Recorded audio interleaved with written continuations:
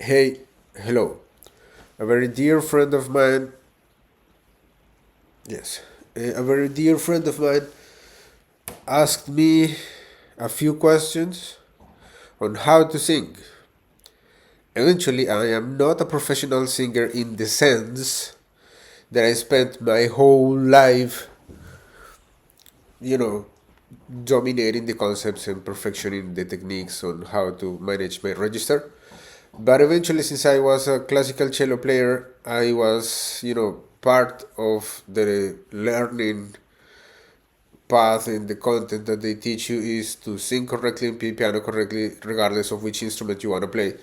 So the basics on singing correctly is taught, and the idea is that you get the best out of it. Although it was more like classical focused, the rudiments, the basics, the fundamentals is the correct word.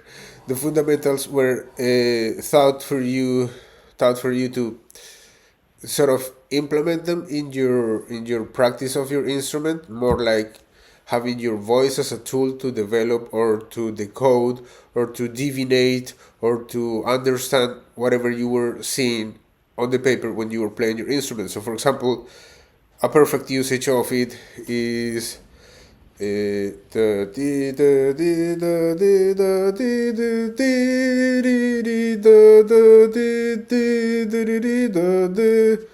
which is sort of strange notes together in dissonant, romantic coherence, if you will, and they sound perfect, but to tune them through the instrument, you need the memory in the fingers, which is a different kind of memory that you have to develop.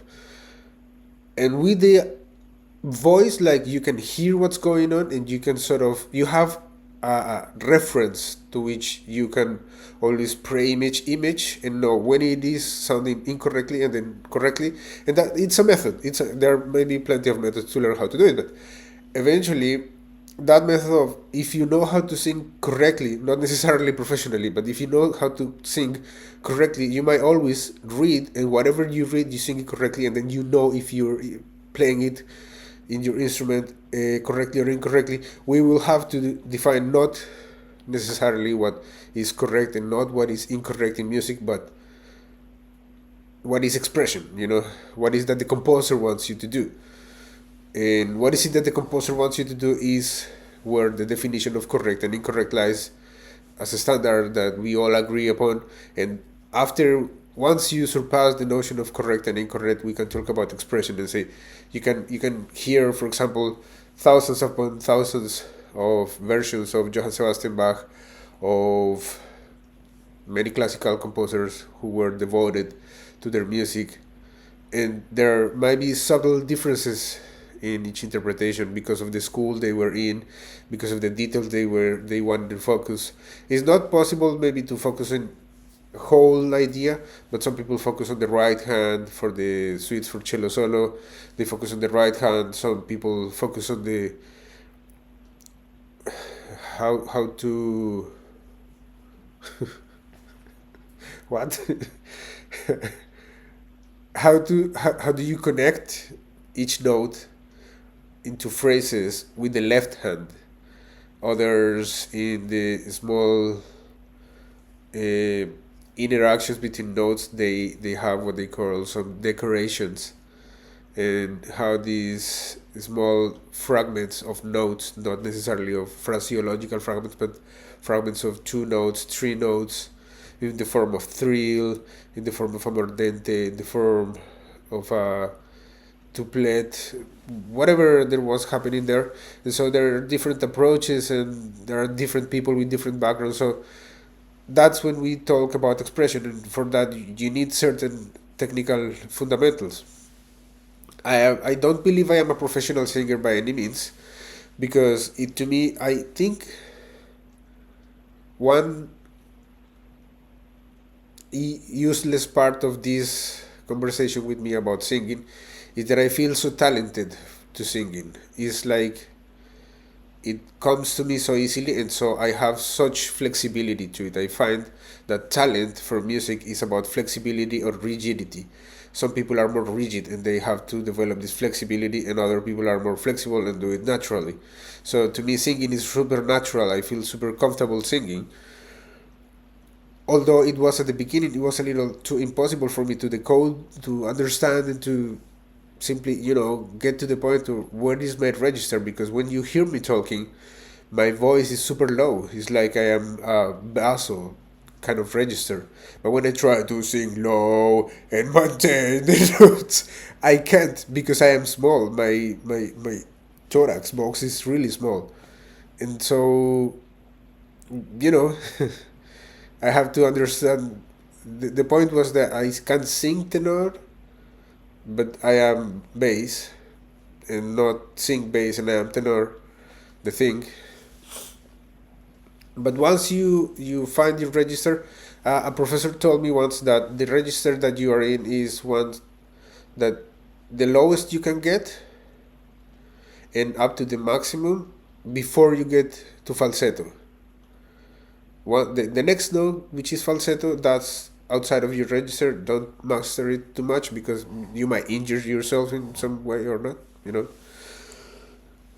So, uh, yeah, and so the point with singing is about flexibility, and you don't get that flexibility without some exercising. The point that I consider was so natural to me is that all my life I've been working and practicing martial arts and the martial discipline and the martial philosophy and the martial thing. So you are constantly mental gymnastics, as Snoop Dogg says in one of his lyrics.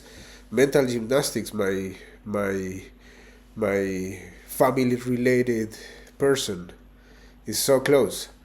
And these mental gymnastics very often come with the accompaniment of having to emit sound. So eventually it exhausts you so much to practice it, and it can get confused between expression, practicing how to express, practicing how to master the technique, because then learning that the expression is not technique, and mastering a technique needs to exclude the side of expression and become pretty boxified, if you want. So I think one of the tips and tricks, but before I get into the tips and the tricks, I want to say something about singing. If you don't know me, my main channel on YouTube is full of music where I sing. It's spiritual music. It's about how to make the humankind a better humankind, how to liberate the humankind, how to make the humankind live in bliss, how to help the humankind to release their suffering when they are sad, when they are having a difficult transition in life, attachment, and how the lotus flower always remains detached, but it still floating on the water. Nothing can drown her. Of course, I can intervene and use the finger, but of course, I was not part of this natural system, and it's helping the humankind get a better humankind notion, a better human experience of life. And I think we all, as musicians, have this stunt kind of acrobatic era. Taylor Swift with the Eras tour, that's dignified for a circus, for the Cirque du Soleil, etc. And other artists have had their stunts, their big kind of crazy, amazing, incredible stunt that they never thought they were up to. Love makes you do and say things that you never thought you will see yourself up to. And so I want to begin with one of my stunts. It is at the end of my interpretation of the Anand Sahib. It begins with tons of error. Well, I'm gonna say it after you listen to this, but it begins with tons of error. Then articulation happens as I am speaking the sacred text. Then I use a small silence to recover air, not through the mouth, only through the nose. Then a super long square note. And at the end of that square note, a big crescendo, subito crescendo, and ends with a big vibrato, which the, how to say it in less mathematical terms, but I don't have any other mathematical terms. Sorry, I love mathematics, but in math terms, is the amplitude of the vibration goes bigger and bigger as it furthers apart. So mix the vibrato going,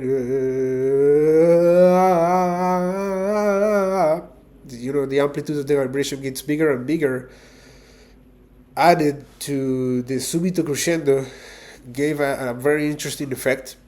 Let's hear that, which is Binvan Nanak Guru Charan Lage Baja Anhatura.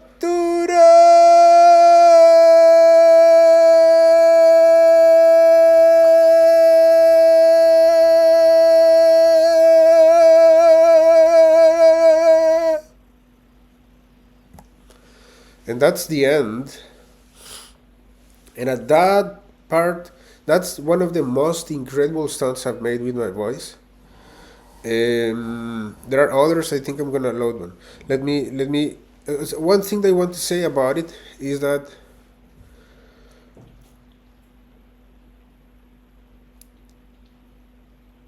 somehow when you're singing text, which is not the same as singing notes, of course, but because when you're singing notes, you're a lot more like free or released, liberated from the fact that you are requesting stamina from your body.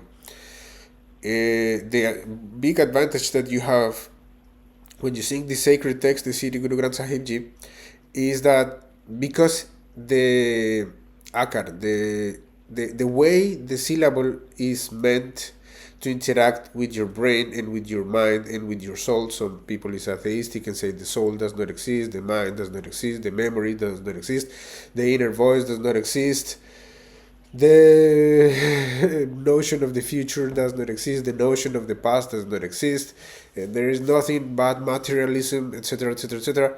But the way this text is meant to interact when you pronounce it from your tongue, sometimes it is below, right below of the teeth, up. Sometimes it's way back and way at the front. The idea is that you focus your energy in such a way that these combinations, these words, these syllables, these sentences heal you from very specific maladies. And so there are, like for example, in Catholic religion, in tradition of the Catholic religion, you have very little. You have like 10 or 12 maladies to heal. It's not to say that they are to be healed by any means, because there is no way, and probably our religious institutions have failed us. But they say these things are bad. These things are the things that you should never do. In this particular, in our formalism, there's plenty. There's might be millions. Who knows? But here is the cure, and here's how to heal them. And this text has this advantage that you don't have in your own lyrics, because again, it is such a complicated text. You either become an illuminated person that tries to decode the human body and squash it with the solution, which I think it's truly complicated.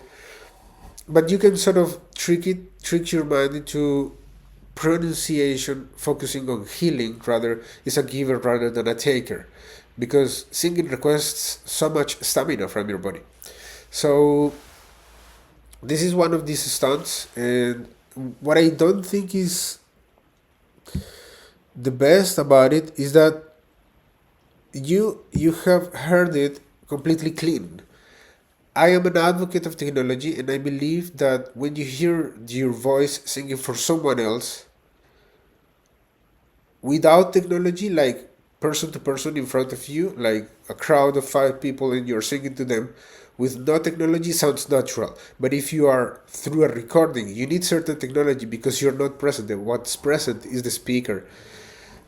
And to balance the equation, there is always this notion of, there is always a variable, an incognito word that holds a value. but you don't know how to describe it. And in order for you to describe that value, you require some component that holds your voice, the technology, and that variable. And that variable might be any value. So there is where the space for technology leads. Like sometimes people call it f of x, when you have these 2n minus 1 for every 2, which is the number 2 representing your voice, the number n representing whatever technology you want to use, and the number minus 1 representing the amount of stamina that you're going to request from your body.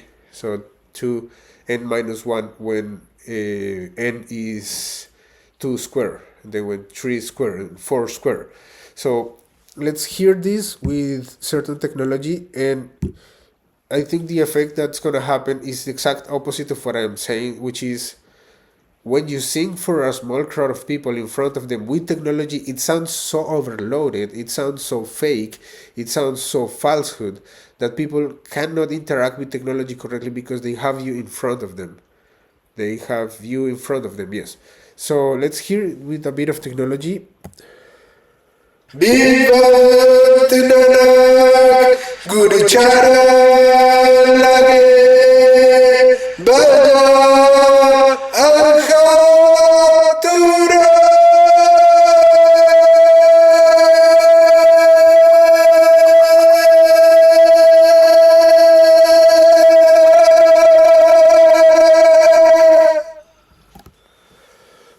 And as you may have imagined, there is no technology which can make the job for you.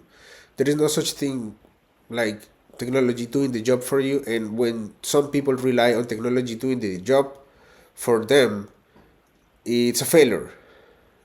And you might look stupid or ridiculous in front of everybody, and people might be respectful and not say anything rather than clap and say like uncomfortable happiness. Yeah, it's very good, right? Like the irony, but eventually it's a failure, and people might notice that. And you don't want people saying you are a failure. You want people saying you're a success. So about vibrato. Oh, let's check other example. I don't know, or yeah, let's talk about vibrato. Vibrato. How do you do vibrato? My vibrato, which is I don't think I have a better example to vibrato than this one. Maybe later I can talk about long notes. I love long notes.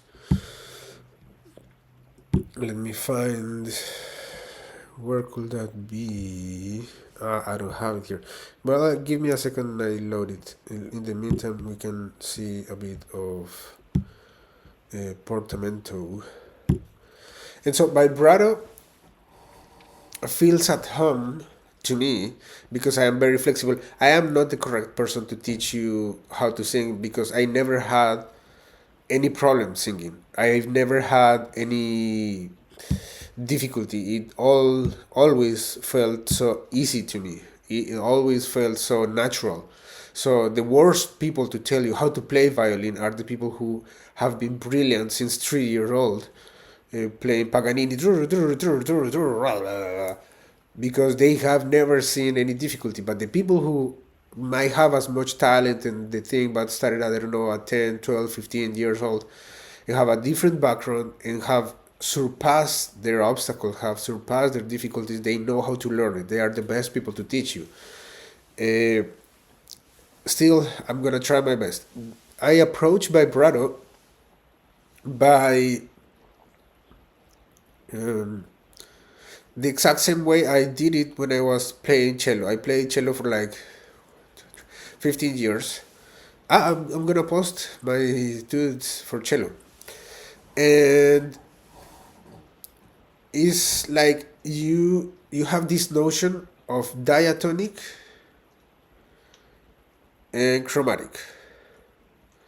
Like diatonic is a full tone, chromatic is a full semitone. I don't remember the amount of units that are used in cello and fret strings, but I'm gonna use the ones that I use in this tracker, which are 40 units. And in other trackers I have seen that as well. I think in Sandbox, in Renoise, and I think in El Milky tracker, I've seen that they use 40 units between chromatic distances and eventually a little than, no, 44.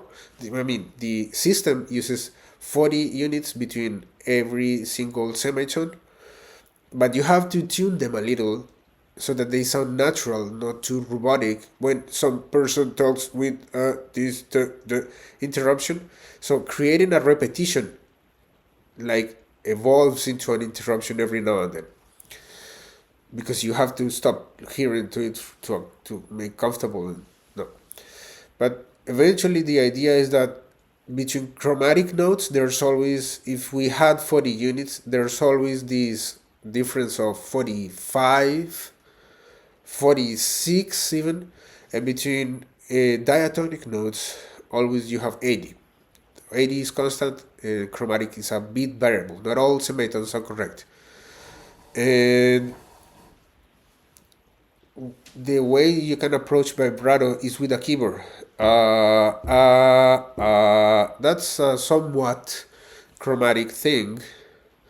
But then you need to place a link between those two. Faster and faster and faster. And then you start narrowing and narrowing and narrowing that distance as much as to 15, or between 13 and 17 units of the 40 unit scale for a chromatic distance. You might try it, and bigger is up to not feel the injury, like drinking ginger water. You use an infusion of ginger into water and let it you have a big jar, water, metallic jar, place this big, or I don't know, I use it sometimes, it's like this or like that, the size of the ginger, pretty generous, big, into infusion. You let it boil. Once the water is boiling, you let it cool down a little, and you drink that before singing. Sometimes that with honey, so you feel comfortable. So I always feel flexible. Yeah, and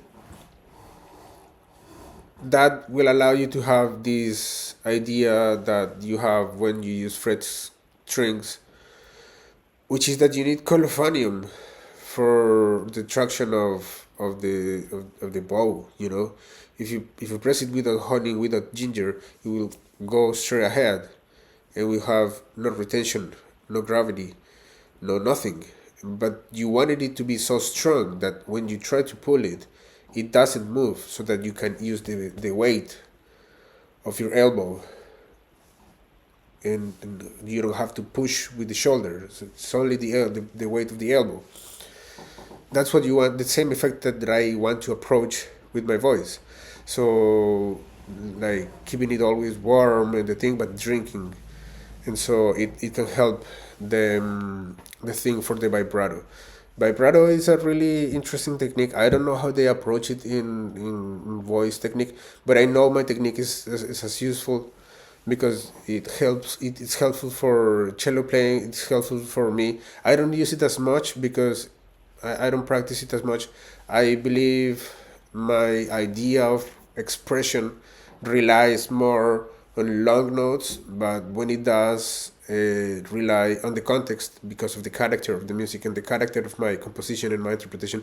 I ended up studying musical composing, but everything that I studied was as useful, so there is no losing bet. Uh,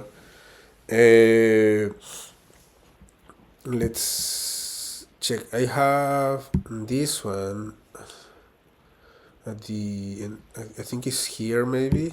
Let's find out. Let's find if it is here.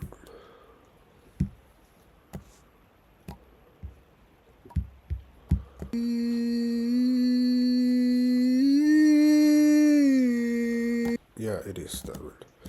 Another thing I wanted to talk is Well, yeah, we were talking about vibrato, and vibrato, yes, it is the chromatic idea between two sounds. It can be big, it can be small, but the important component about doing vibrato correct to me is that you don't interfere with it. This is a difficult one. I know I shouldn't be telling you this if you are a beginner, but try to take it slightly. Don't push yourself too much to perfection by hearing what I'm about to say. But you get to interfere with your own musical notes if your breathing is not correct. We will talk about how to master the technique of breathing, which is a whole healing concept, and it is a whole healing area where medicine, vegetarianism, Ayurveda, hospitals, all the story will come in. But for the time being, let's accept that one, even the professional ones, rehearse so much as to is just to not interrupt each note, to not interfere the breathing with each note, but rather accommodate the breathing so that you have enough air. Here I have an example of a long phrase, and at the end of the phrase I use this ligature between each of the notes, ascending, and what I wanted to do there is to keep the motion of the phraseologic aspect constant while ascending in a long ligature. He sansare bikare sansei me tario baram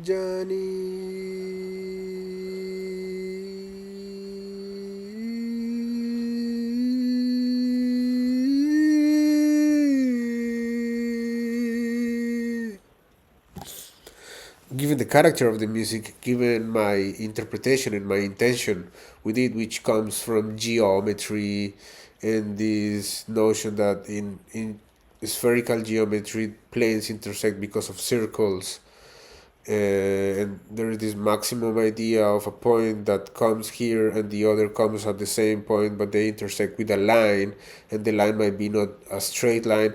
So there's always this idea behind interpreting them notes correctly by saying that a correct interpretation is a long note with a vibrato at the end after a long phrase, which is kind of complicated. I mean, if I reduce it into components, into parts of the fundamentals of musical composition, of course, it has tons of information to be represented as a musical expression.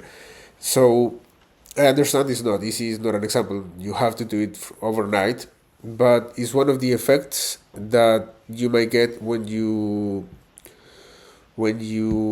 master this notion of breathing correctly, breathing consciously. Again, I want to emphasize that your voice for the aspect of the vibrato, and that's, I mean, you might have guessed that this part is extremely beautiful and is so intimate, and with a few delays, reverbs, chorus, it will sound magical. Let's hear a bit about it.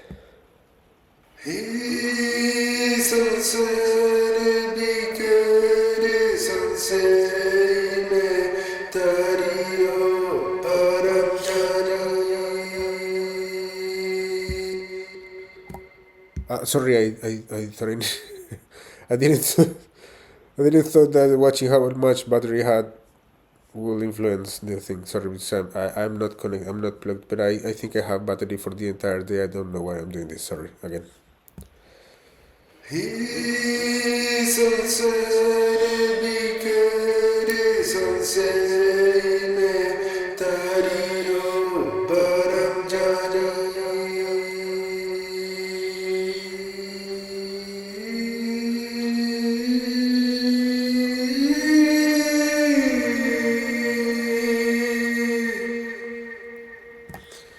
And although, of course, one might argue and one might be right how to practice such a thing. And the notion here is that practicing a technique and practicing expression is way different, because I could have said that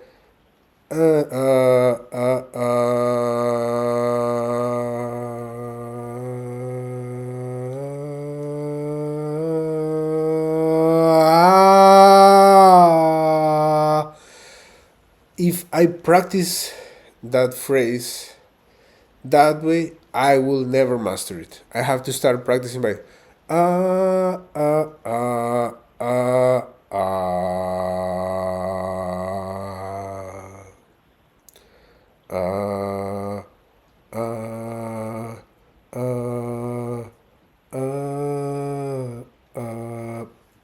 note by note, aspect by aspect, thing by thing.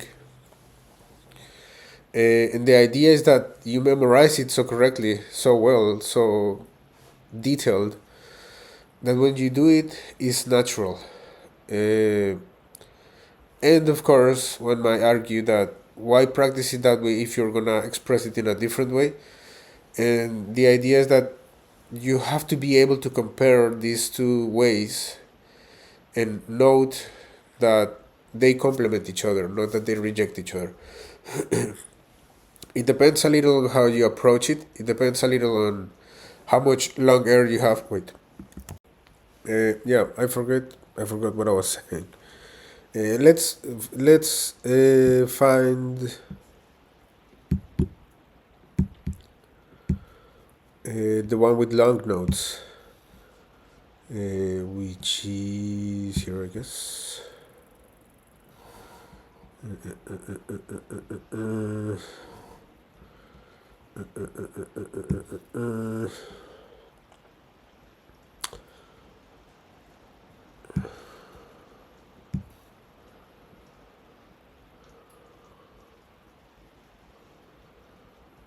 Oh no, it is here.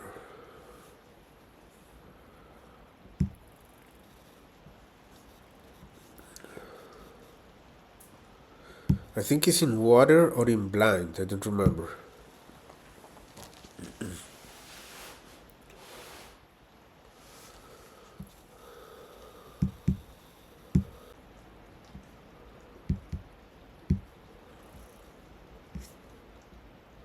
No, it's not here. I think it's in blind.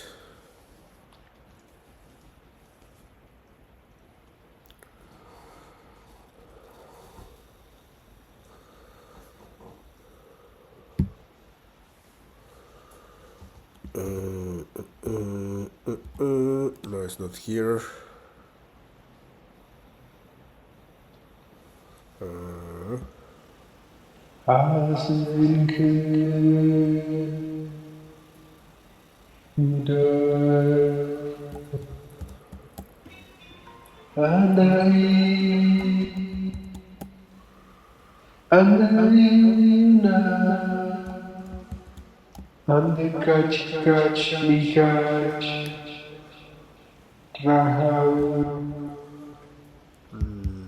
Let's find where it is after 7 seconds investigation of 7 seconds.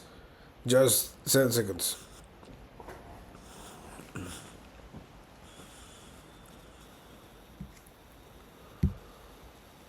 I think it's this one or this one. It's a long egg. I think it's this one.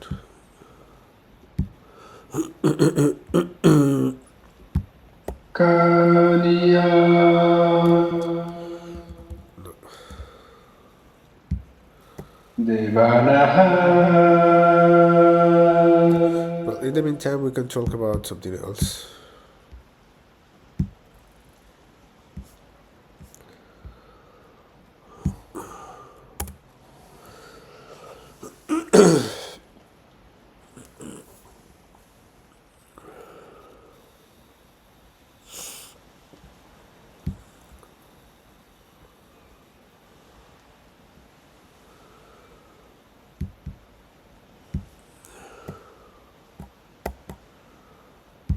I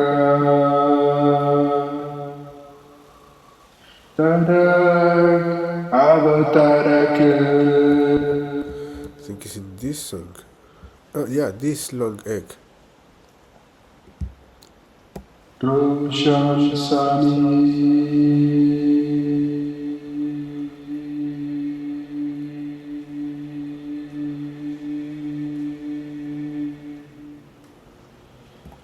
Right? And I think it repeats here. Yeah,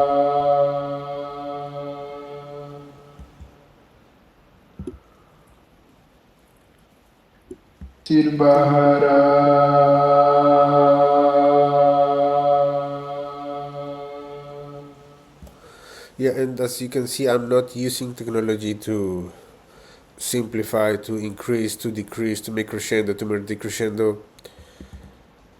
I think it's not possible. I'm not gonna come with something natural, with something spontaneous. It will feel so manipulated.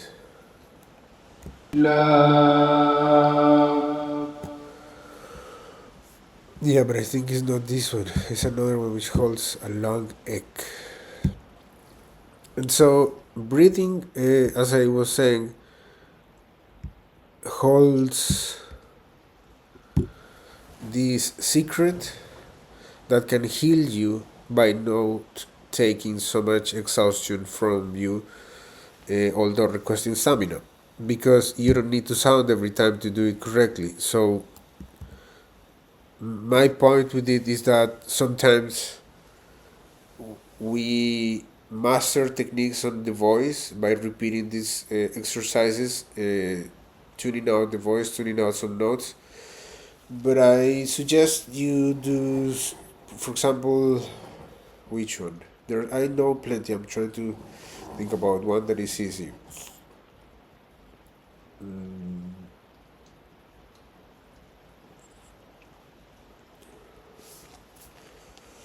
Uh, oh yes, there is one which is you sit on your knees. These are your legs. You're standing up. Then now you're in your legs, and you sit over your feet, and then you have your hands here. Before the exercise starts, you hold your hands here. Then you open them, completely open, and there, sitting on your knees over your feet with with these hands totally open, you start the breath of the fire, which is you close the mouth with the teeth closing completely. You inhale and you exhale. The technique says that you inhale and exhale twice per second. Let's synchro with my clock here. 18, 19.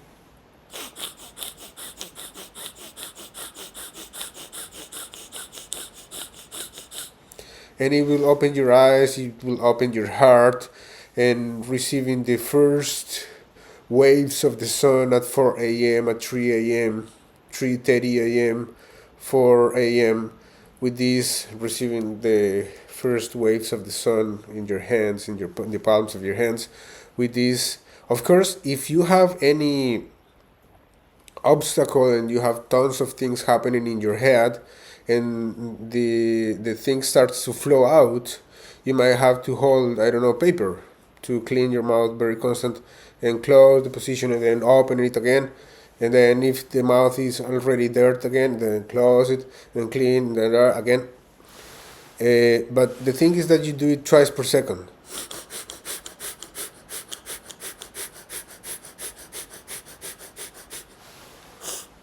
Right?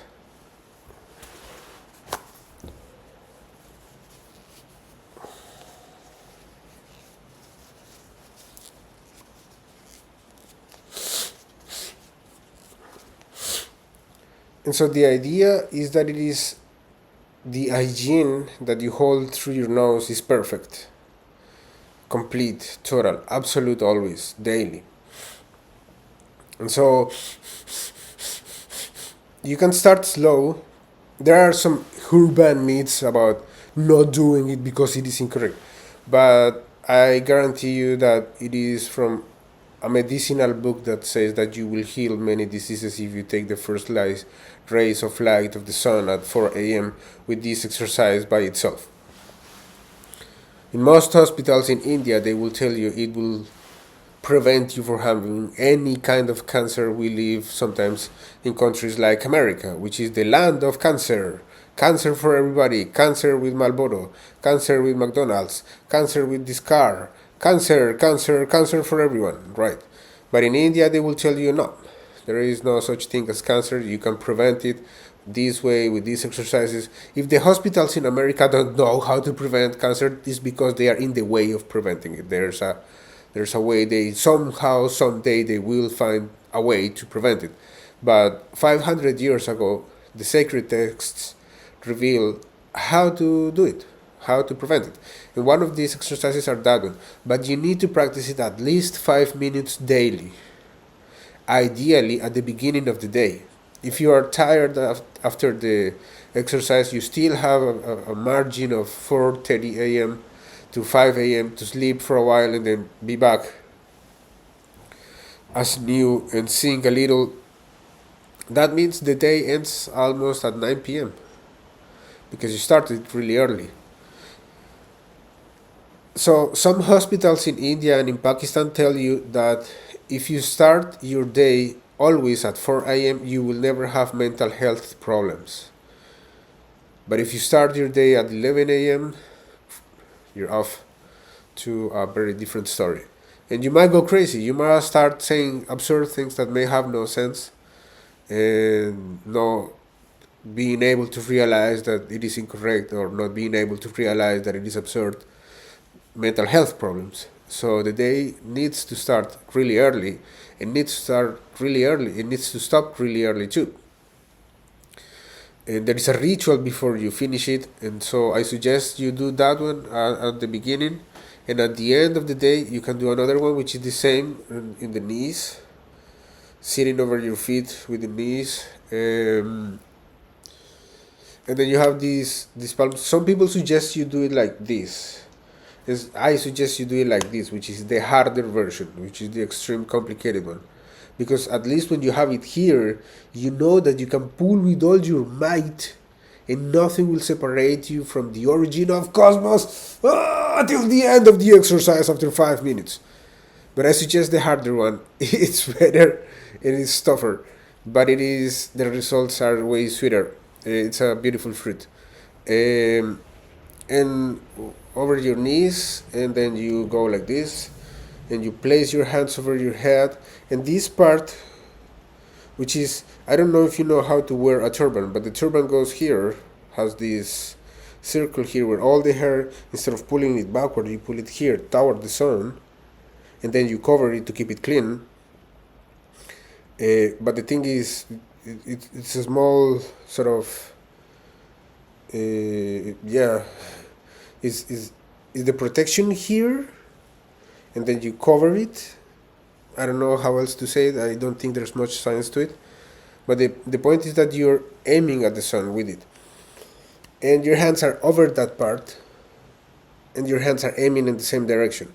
Why? There are certain techniques in people who say from their experience, and they are experts in the subject, that you do it this way because they are having compassion for people who have problems with cigarettes, who have had problems with alcohol, who have had problems with marijuana, who have had problems with extreme drugs, or way bigger problems. It is compassion also. It's not about coming and saying, let's make the world and the humankind a better humankind from day one, because it might not be possible for certain people. So certain people might need to hold stronger. But if you're beyond that, if you don't have those problems yet, I mean, I'm not saying if it is good or if it is bad, if it is legal or if it is illegal. I'm saying some people has a problem with addiction. If you ask me my opinion on the subject of extreme drugs or marijuana or cigarettes or alcoholic beverages, it's complicated, because my position and my opinion is that if the human body is an opportunity that you had, because we are all stars, some stars are here on Earth, below the soil. There is another kind of heaven where all the roots of all the plants go downward in a storm of beautiful roots downward, and whatever it happens down there its fruits are going to be beyond the sky, beyond the heavens, which is where we are. Some stars are beyond our heaven, which their fruits and their things are seen in a different way, in their own way, in its own particular nature. We are all stars. We are made all are made of electrons. Eventually, one need more charge than others, but life is energy. We are particles of energy. So there is no such thing as human perception out of nowhere or out of materialism. Is not possible. It makes no sense either to try to explain it that way. But one way to explain it is that we are given a human opportunity, a human shaped opportunity. Let's use that opportunity to make the human body a temple and to offer it to God. Some people don't believe in God. I don't think God. I'm a super religious person. I hold a religious ritual every now and then. Of course, I am a super devoted person. But although I am a religious person, and although I believe in God, and although more than believing in God, I thank God for everything that surrounds me. He manufactured the oceans before I came here. He manufactured the soil before I came here. I don't say that God is this guy with the white beard, drinking German beer, deciding the future of societies on our burger side.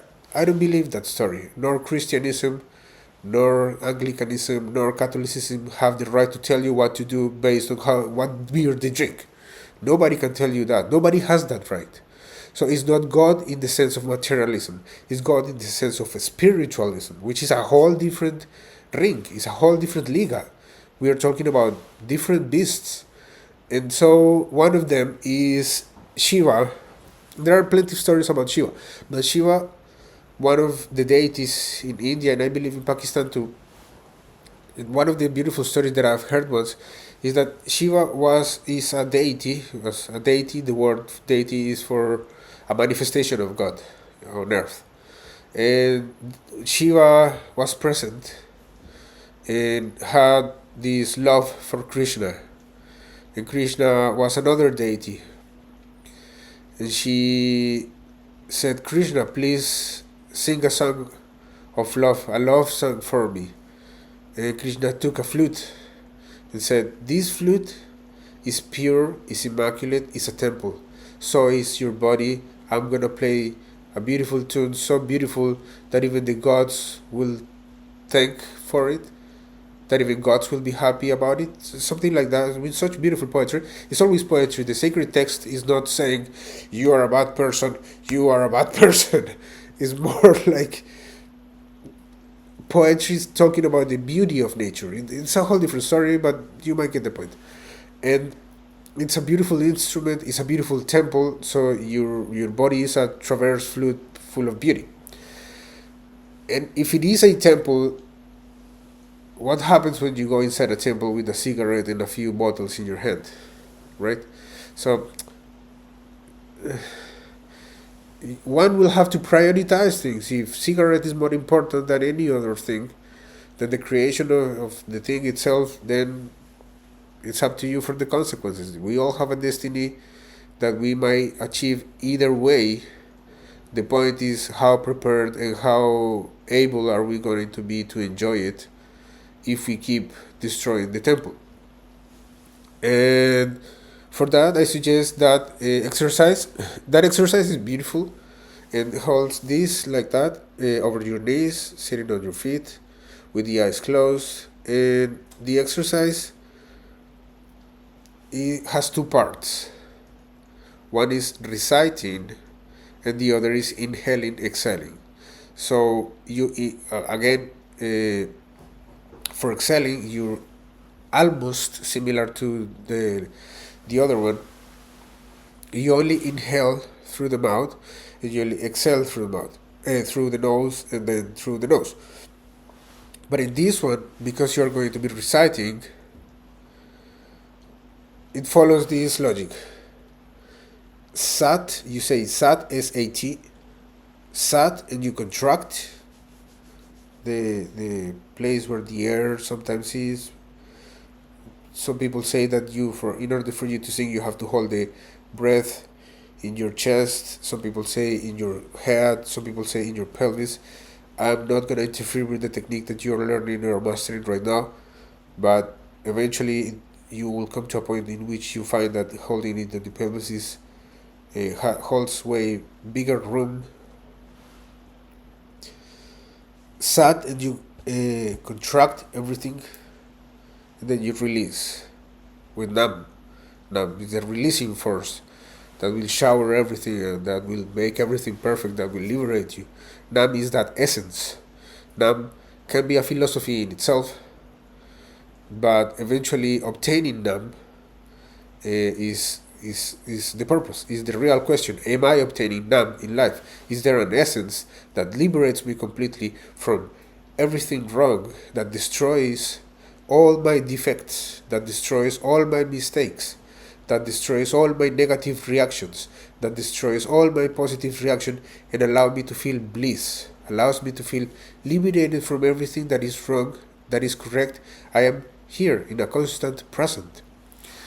So you say you're in this position, which by itself is a complicated one, is a demanding one, and you will feel that here, here, you will notice that you are doing something, and in your legs it feels like Hercules. But the exercise is not a physical thing. It's a spiritual ritual in which you recite Sat, contract, Nam, react, but also a little quicker. Satnam, Satnam, Satnam, Satnam, with power, and trying to say it out loud, because the act of sleeping is a conscious act of sleeping. You cannot say, even if you are medicated, even if you are using, the reason why medication for sleep happens is not millimetrically, is not millimeter by millimeter, it's not for the heart. It's just to help push the state of relaxing into a state of calmness. But you need to complement that with something else. Else, what's going to happen is that the medication for the night will keep you plunged completely. It will sort of leave the weight of your body over your mind for more than 10 hours or 8 hours. And when you wake up, you will be like, oh, I've been holding such weight on my shoulders for more than 2 hours for the past week. I'm tired. But after one night of holding the entire thing. So it's not an unconscious act because it knocks you down and you are not conscious of what you're doing. So this exercise is to sleep a little more conscious, and the act of sleeping, when it is repairing, when it is restoring, when it is rejuvenating you to start the new day, the new cycle, is a conscious act, although sleepy. And that's why it's beautiful and it's special. So this will help you a little with that, not much. There is suggestion and advice on doing this exercise at minimum 3 minutes daily. I do it 20 minutes, 17 minutes. Sometimes when I don't have the time because I am extremely sleepy and it's been a long day, I do it minimum 10 minutes. I have music to do that in my main channel. Yeah, that for the long notes. Here we have a long note.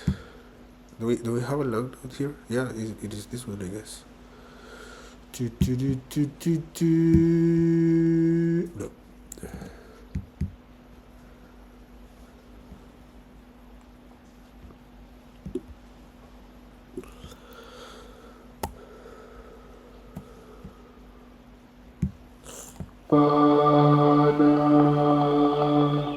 Vasat Vasat Rahi Gare Bare Gare Bare Gare Bare. No, I don't think I'm gonna find it today. Yeah, about long notes. No.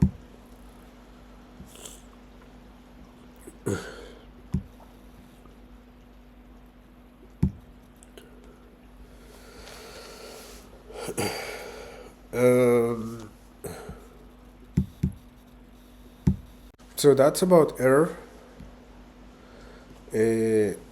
and that will allow you to master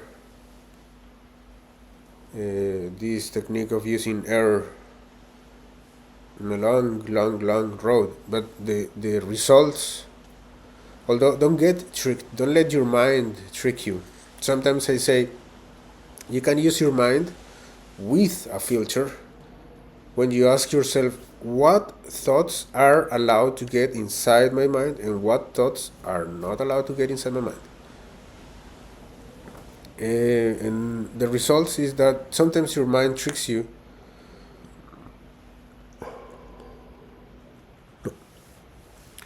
Sometimes your minds trick you to believe that the first day of the exercises, the results are immediate. The results are there. But the results truly come after 40 days. The first results come after 40 days of doing it constantly every day correctly. Minimum 10, 15 or 5 minutes. Let's say 5 minutes if this is the first time. If you're on medication, it will be awesome. Your therapist will see that you're thriving. Whether he or she says that you're thriving or not is totally secondary. You don't need anybody's validation. But eventually, the fact that that your therapist can perceive that you're thriving is important for them as much as for you. Yeah, and so that allows you to sing better, to sing longer, and to have these tricks like uh, uh, uh, uh, uh, uh,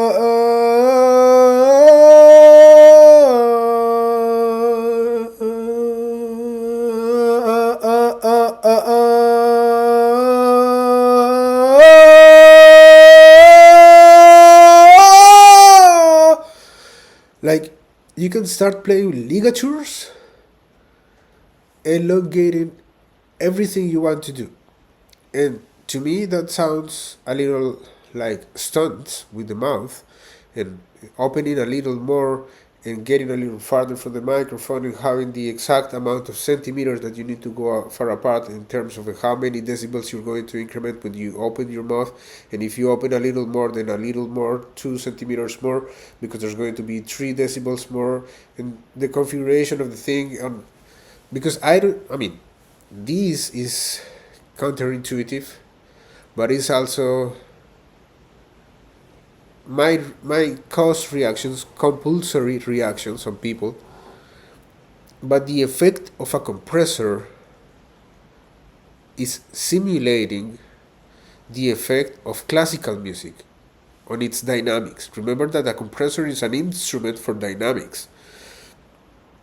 Back in the day, or even way back in the day, when classical music, people have this notion of conductor. The conductor says when the music is too loud, when the music is too low on volume, when the music should be a little tender, more calm, more tranquility, and slowly, or super fast but way less volume, coordinated with a pizzicato here, which is slowing, and coordinated with the flute, which is in the solo, and the rest is accompaniment and handling different kinds of volumes. If you put that color, symphonic color, into a compressor, the compressor might go crazy because it doesn't know what to attenuate. How will that know if it only has one input and 2 VU meters? How does it know? It will require so many VU meters and so many inputs in order for the effect to be achieved. And what a failure, what a technological failure will it be to have a compressor which each instrument goes in, right? So to me, the idea of a compressor is like using these small wheels when you're learning to ride a bicycle, which are useful, but at certain point you might need to get rid of that and control your dynamics by yourself. And that's a sort of tough thing to do, to achieve. It's a complicated skill to master, but I think it's important to master it because sometimes the compressor plays against you by restricting so much. For example, I think it is in, where is it? Let me see. I think it is in the,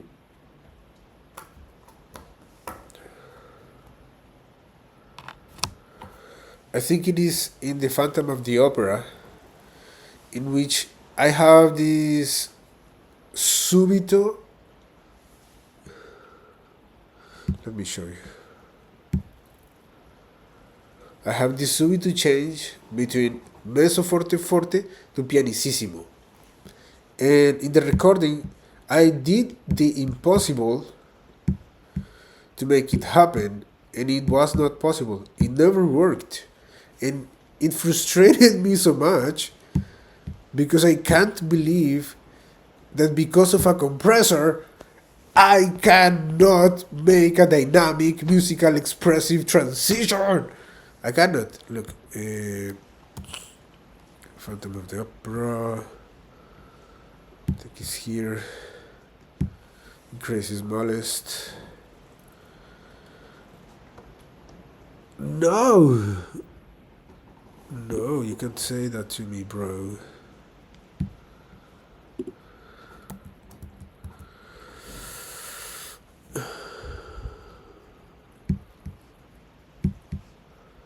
Give me just 1 second.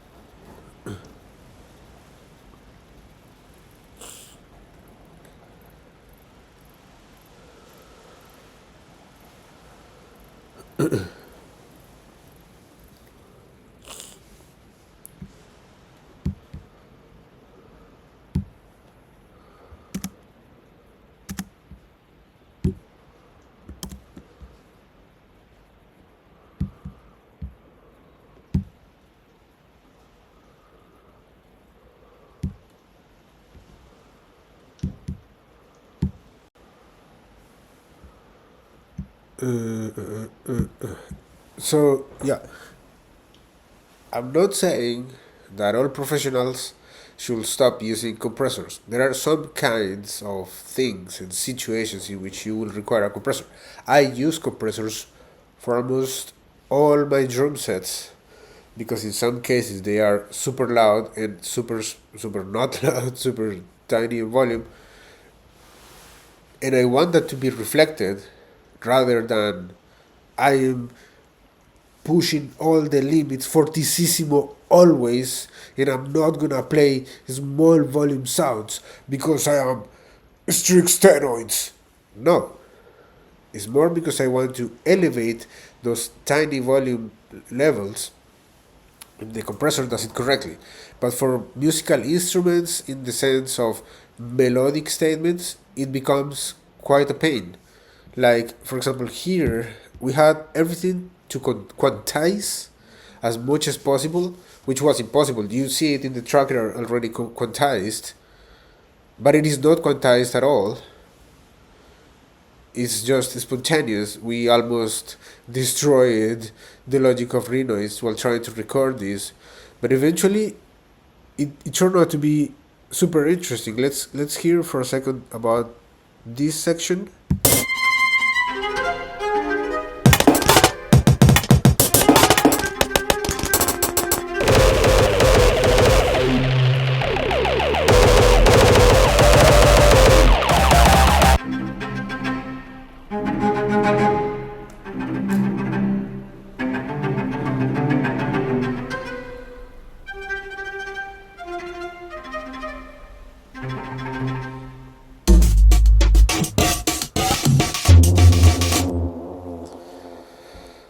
And the thing was that we were trying to compress the signal as much as possible, that when we come here,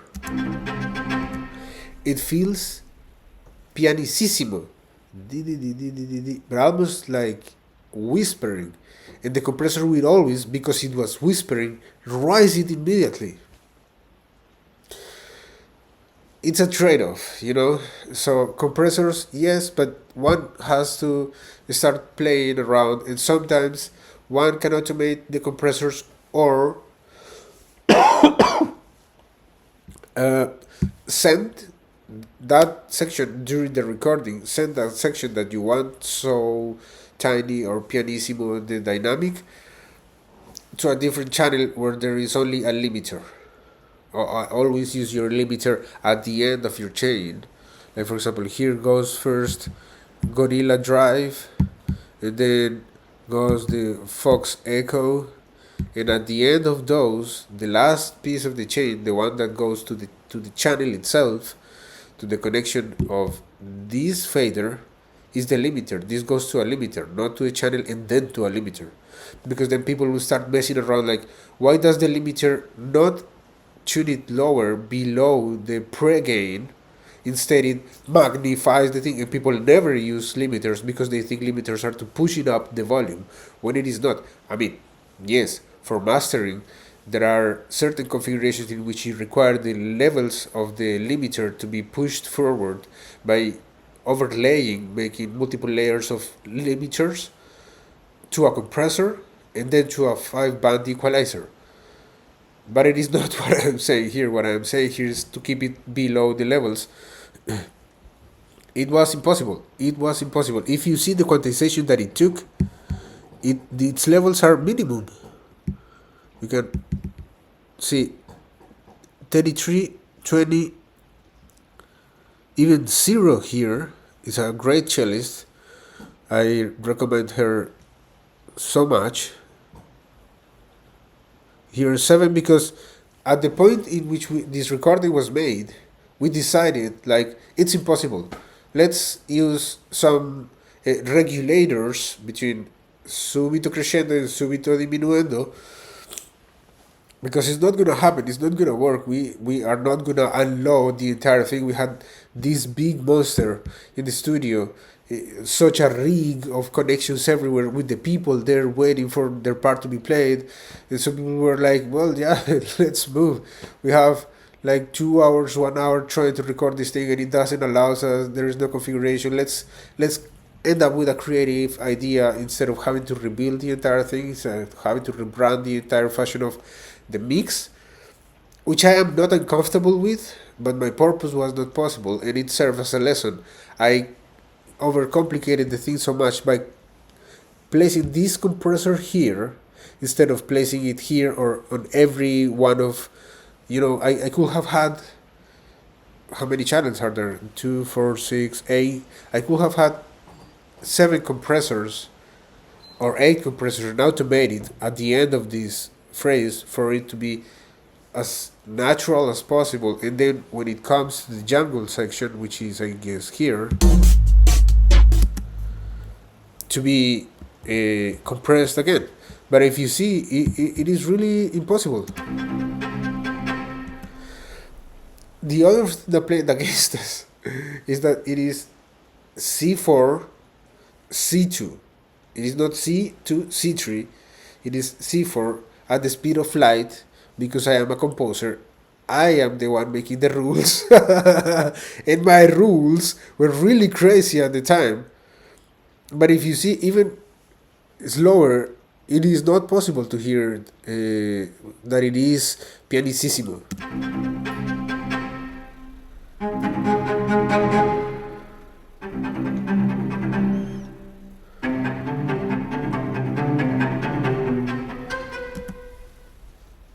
Yeah. And now a round of questions. Where are the questions, bro? Give me just 1 second because I need to have them here.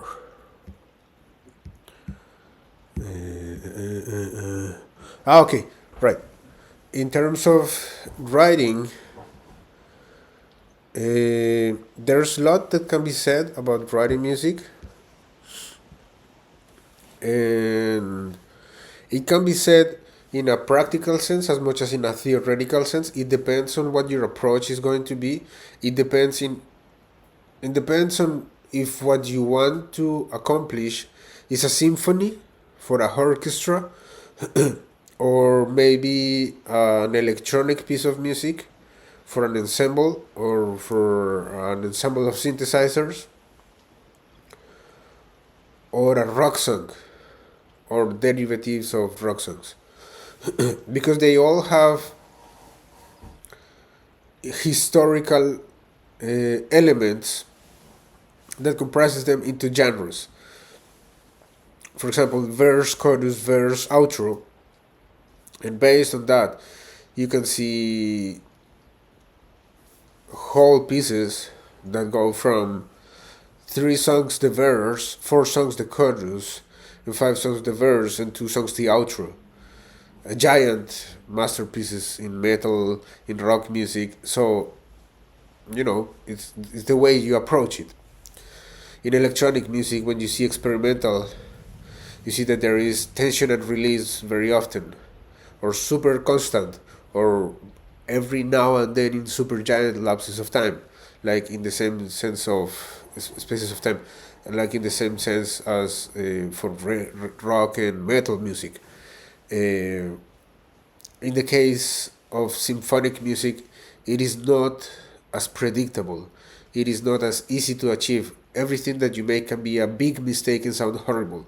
It holds a notion of artistic aesthetic, and artistic expression so vast and has so many definitions that it is like trying to approach a whole universe of things, whereas in other genres, in other contexts, you have 40 elements to work with. Still a lot, but it won't harm you much if you make a mistake, because you will see and hear where the mistake is, and you will have less elements to find out which one of these elements fixes the problem that it's making you uncomfortable with your own piece.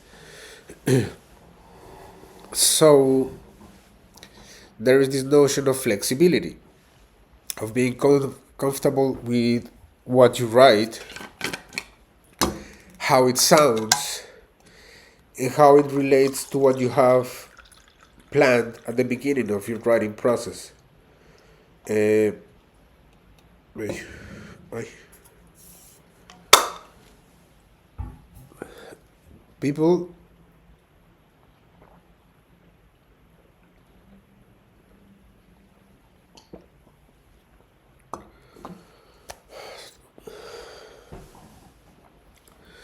people always have different ways of approaching the composing of a piece. It can be by ear and mind, by ear and playing, by writing, by hearing your mind and writing, hearing the piano and writing. There's tons of different approaches. I'm not saying all of them are correct. I'm not saying all of them are incorrect. I'm just saying people have different ways which are the most comfortable. There is no easy path. I mean, the one who tells you easy music is like saying you easy money. It's like, no, don't trust them. But the comfortable way, the one that speaks a lot, that allows you to express, the one that allows you to feel, to have a groove, to be groovy, and as I was saying, it depends on your approach of the result that you want to have. But generalizing, I think I can suggest one that I learned in university, which is music writing is the traditional music writing is in a partiture, 5 lines, 4 spaces, and keys which go with specific lines for registers, for tessitures, and combinations with all the tonalities. I have prepared a different video for that in terms of what a tonality is and how to approach it the traditional way and in a more contemporary way. And this is horizontal always, or in a tracker it can be vertical. But in essence, if you know how to write horizontal in paper, you know how to write vertical in mind, so that when you use a tracker you don't get confused as as to why I'm not seeing the notes. Why, for example, in a visual sense, you can calculate 7 phrases of 4 bars length each, and in between I place cesuras or fermatas or connections or a chorus or spontaneous, and then I start shaping them so that they are not as mechanically as each 7 phrases period lasts. For each phrase 4 bars, rather can be 3 bars and a half, 3 bars and 2 pulses, strong pulse, weak pulse. It might vary, it might be more human, more expressive, more artistic in a sense that it is the professional artisan. And once you master that and you come to writing vertically, it becomes a pain because the background that you're seeing is black.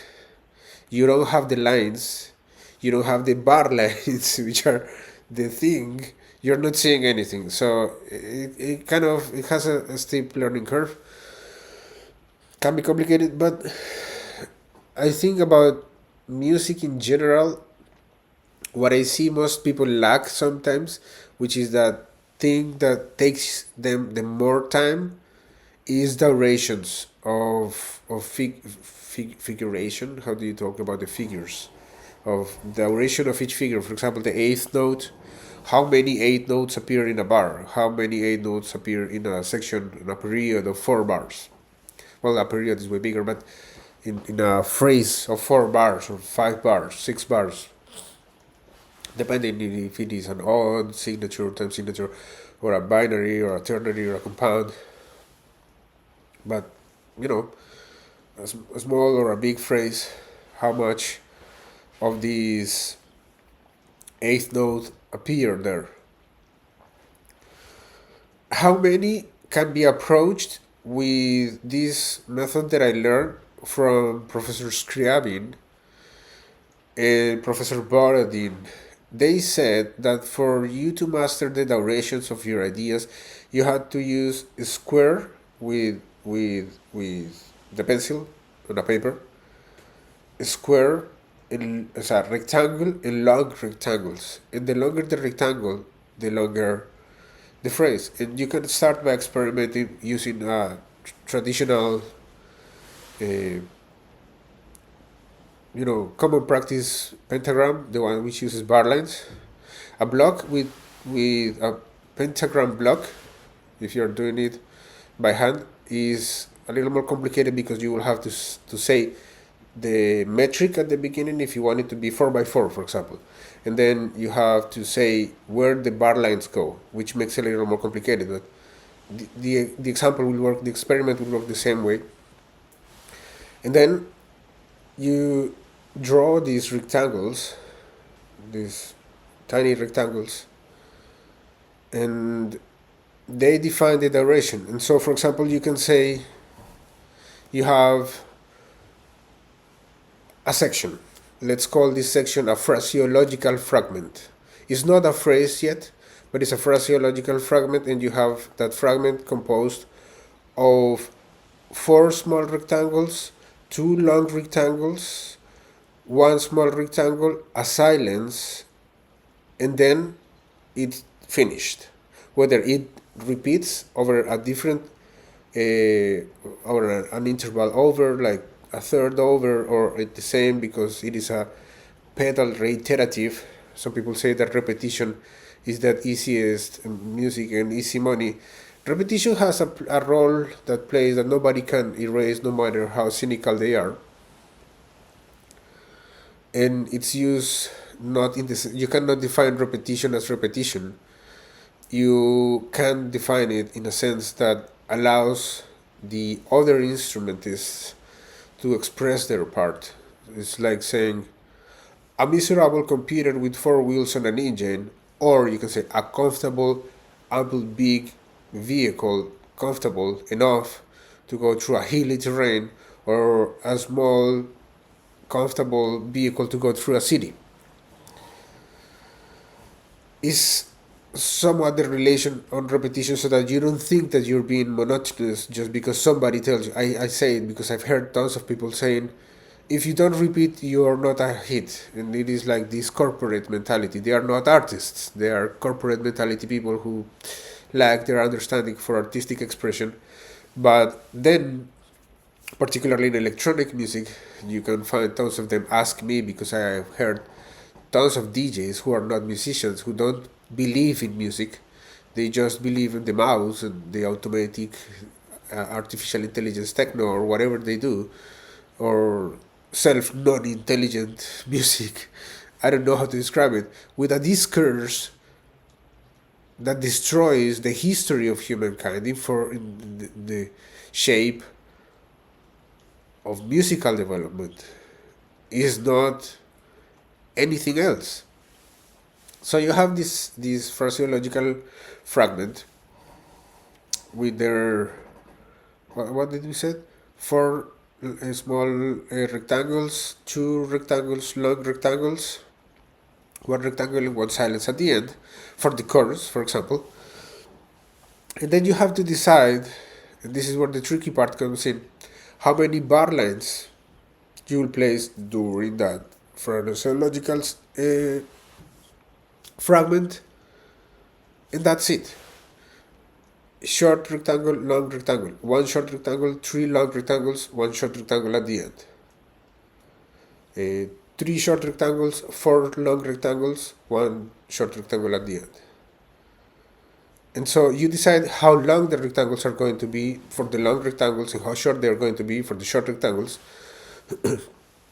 But what I suggest, because my professor, I had like 7 professors.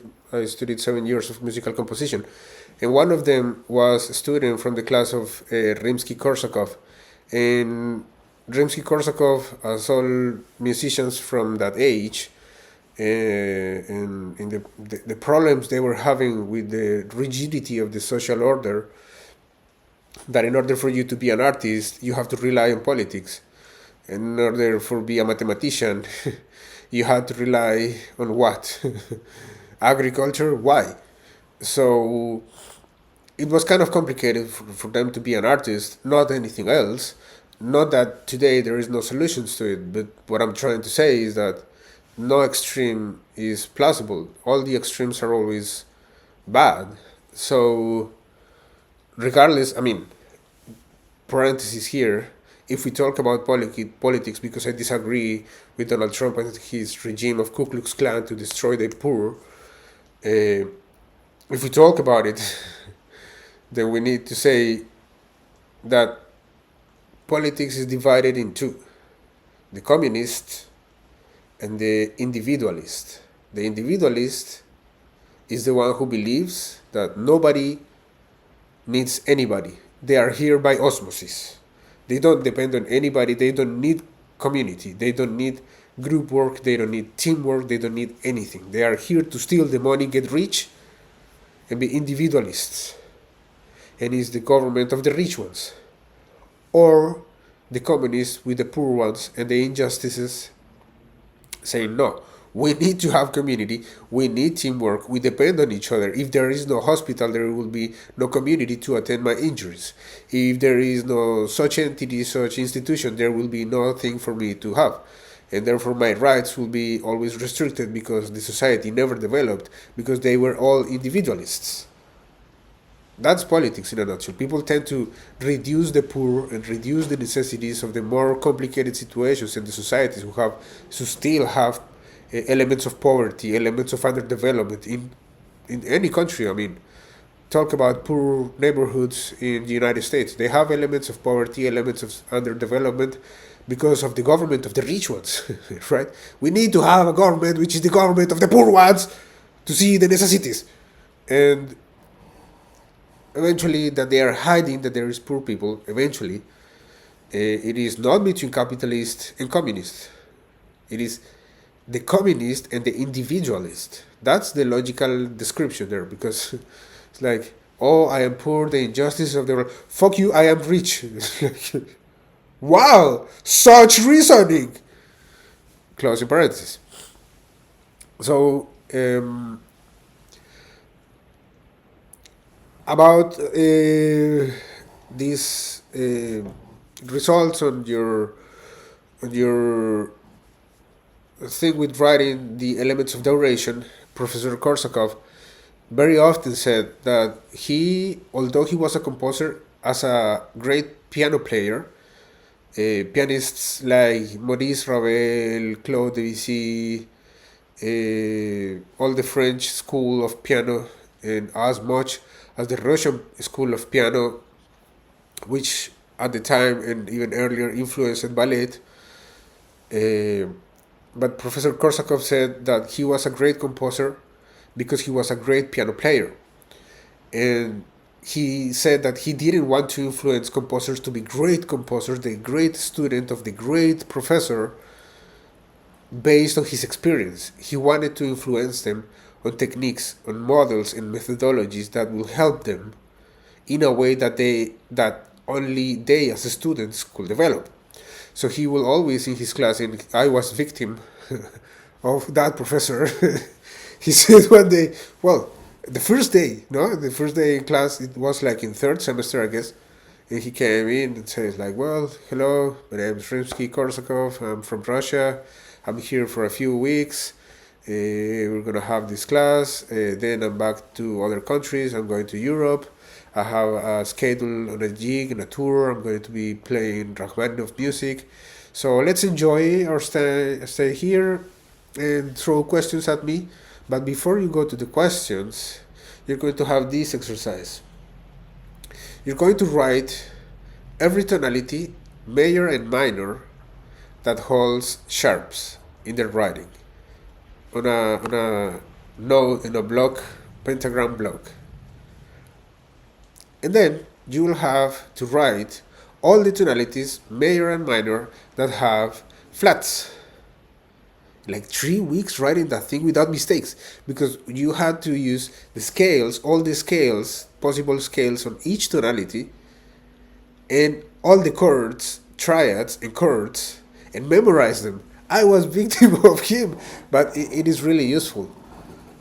It is really useful because you need to know that. And as much as it is important to do it, we only had 1 semester to do that because he was only present for 1 semester, and he said, I can offer you this class for 1 semester, and the university said, even if you can spend only 2 hours in a master class of your day, we are thankful that you have that time. And he said, no, I have a semester, I can spend it on your third semester students. And we were blessed that he was there asking his torture statement pro. And as much as it works, I think you should have a dictionary for you of durations on this notation of short square, long square, beginning by the basics. Or if you have a thing from mathematics, you can have a book. For example, who has a good book in mathematics?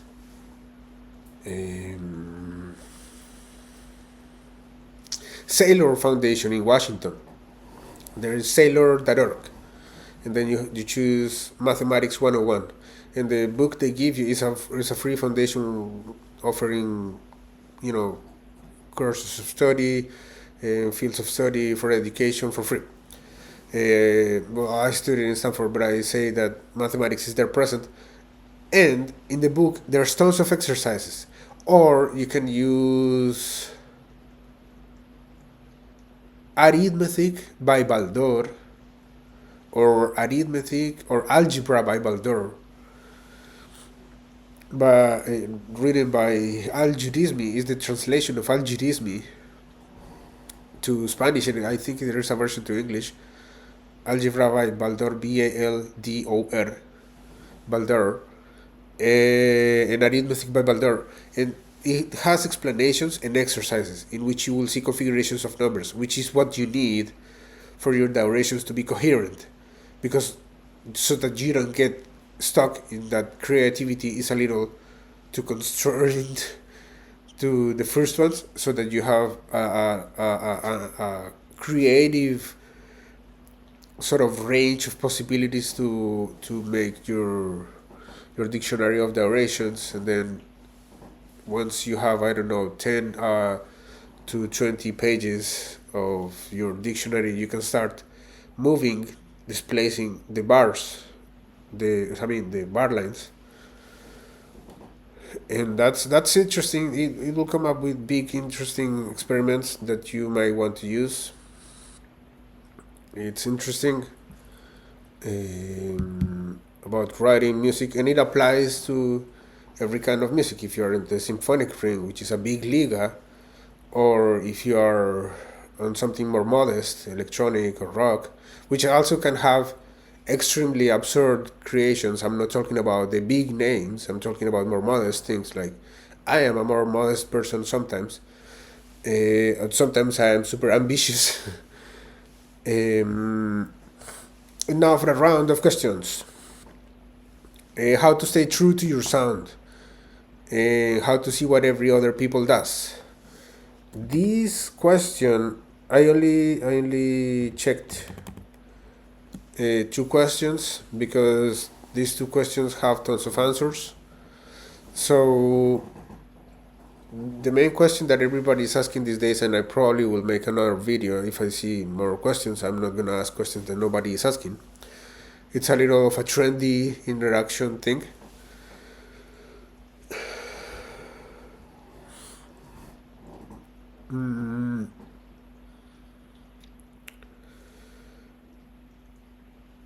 First of all, you need to have compassion with corporate minded people, because corporate minded people need to wear a mask on their daily lives. Some people, like me or like others, say you can wear a turban which purifies you, you can wear no mask at all, you can wear a sword, you can wear anything, and you can wear compassion, you can wear nature, you can wear so many things. But corporate minded people need to wear a mask, and certain compassion is necessary, because they will say, where is the money? That's their question. And you have no questions, you have a product and tons of answers, like from the artistic profession, which is also a profession regardless of how much money do we see. For a corporate minded person, in the extreme capitalist sense, the most extremist capitalist says, I don't see enough money, but I keep killing my competition to earn more. Because remember, in order to have compassion for a capitalist person and their mentality, you have to understand that capitalism is not a way of government.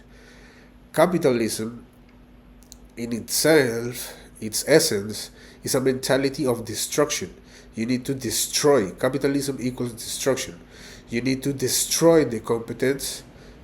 It's a competitive rig of people, everyone against each other in the stock market, trying to kill each other, trying to destroy each other to get the best price for their interest. And then they go to their office and say, I killed so many people, I have this money for you. It's the same of barbarianism in Rome are 21st century barbarians. They kill to obtain money. They destroyed people to obtain money. We don't. That's the thing. We don't kill to obtain money. That's why we don't see so much money. And that's why they see so much money. Because if you kill someone and you take all that money, all their money, you will get rich in no time. Right? And we don't need to destroy them. We don't need to kill them. We don't need to have terrorist attacks on them. We need to have compassion. We need to have mercy. We need to have a bit of love to share with them and say, look, money is not a product, money is the merchandise. And if you are so interested in money, you shouldn't be bothered trying to sell a product which comes from an artisan. Eventually, money is the merchandise of the trader. And the trader only lends money because he needs the money to keep in motion. In Egypt and all the countries of the Middle East, the tarot always says that money is in motion, is a wheel in motion, is the wheel of fortune. In fact, if you go to the center, which is through the Egyptian tarot, it says that it holds one card called the wheel of fortune, and it says it's only increasing because it is in motion, and it needs to be landed because it needs to go back to its source always. If not, it starts leaking, and if it starts leaking out, the merchandise of the trader will never represent no utility, no gains, and no means to an investment. So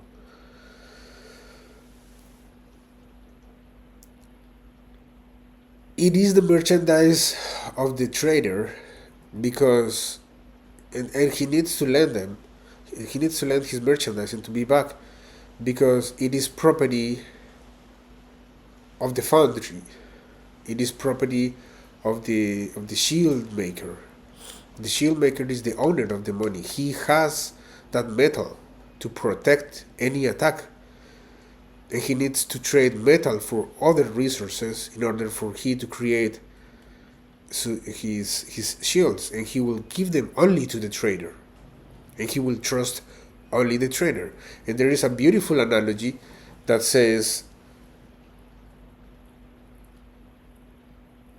Arcad will have never go to the manufacturer of rocks and cement for construction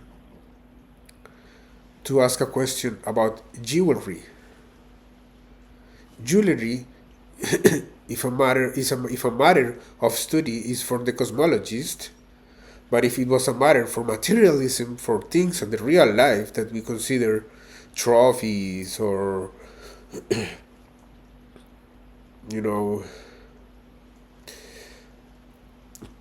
pieces of light that we offer to the gods, it belongs to the maker of the shield, the one who protects us, not the one who kills us.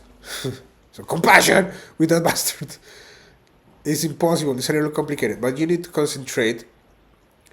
And a conversation is successful, is fruitful, when you don't have to negotiate with someone. And in that realm, it not always happens. I'm not saying that's the ideal. I'm saying that sometimes when it happens, you can capitalize it as your fortune. If you, representing a community, are handling with a corporate-minded person in the music business, you are holding a conversation, it has to be in the context of we are one nation together, and we can fight between ourselves as much as possible, but in the adverse times we will always be together. So of course I can make moves that make sense in a corporate context, of course, like having a good mastering, like having the best instruments, like make a great show, whatever means I make to prepare a great show and people get happy and feel their hearts. Of course, I will make my commitment to it and put all my mind and the strength of my head to come up with a very incredible act and theory, and to make people happy with my music, and to have, not necessarily happy, but to feel their hearts with my story, with my music, with whatever it is that I am selling. But you have to have a commitment in that if we don't succeed economically the way you want it, we will stay together. We will not drop me. You will not take me out and kick me off just because I am not the source of your money.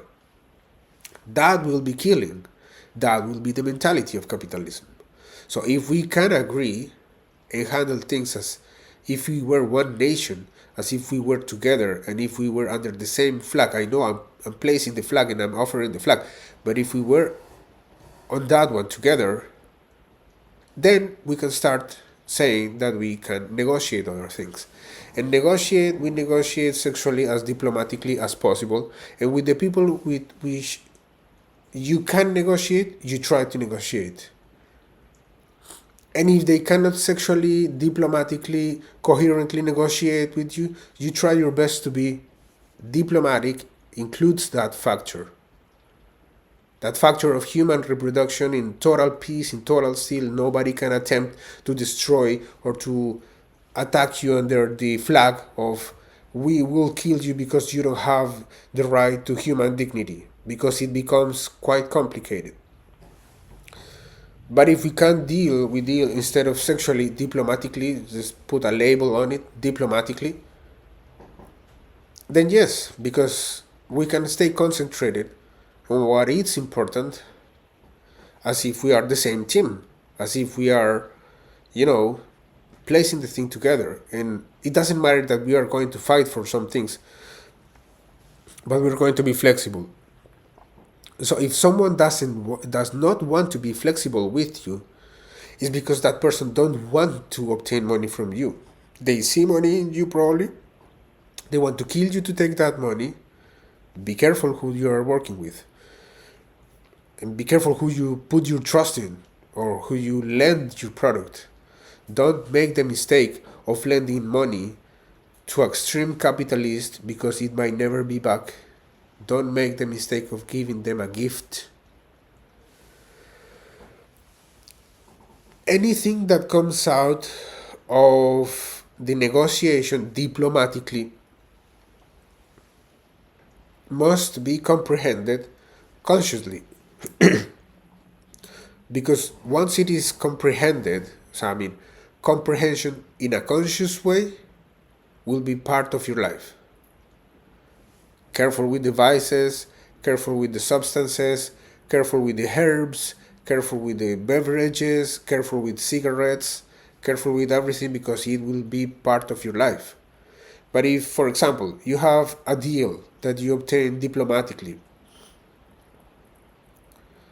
and the person is flexible, and eventually everybody said, yeah, $7 for such an amazing show, and then it ended up with 80,000 people paying $8,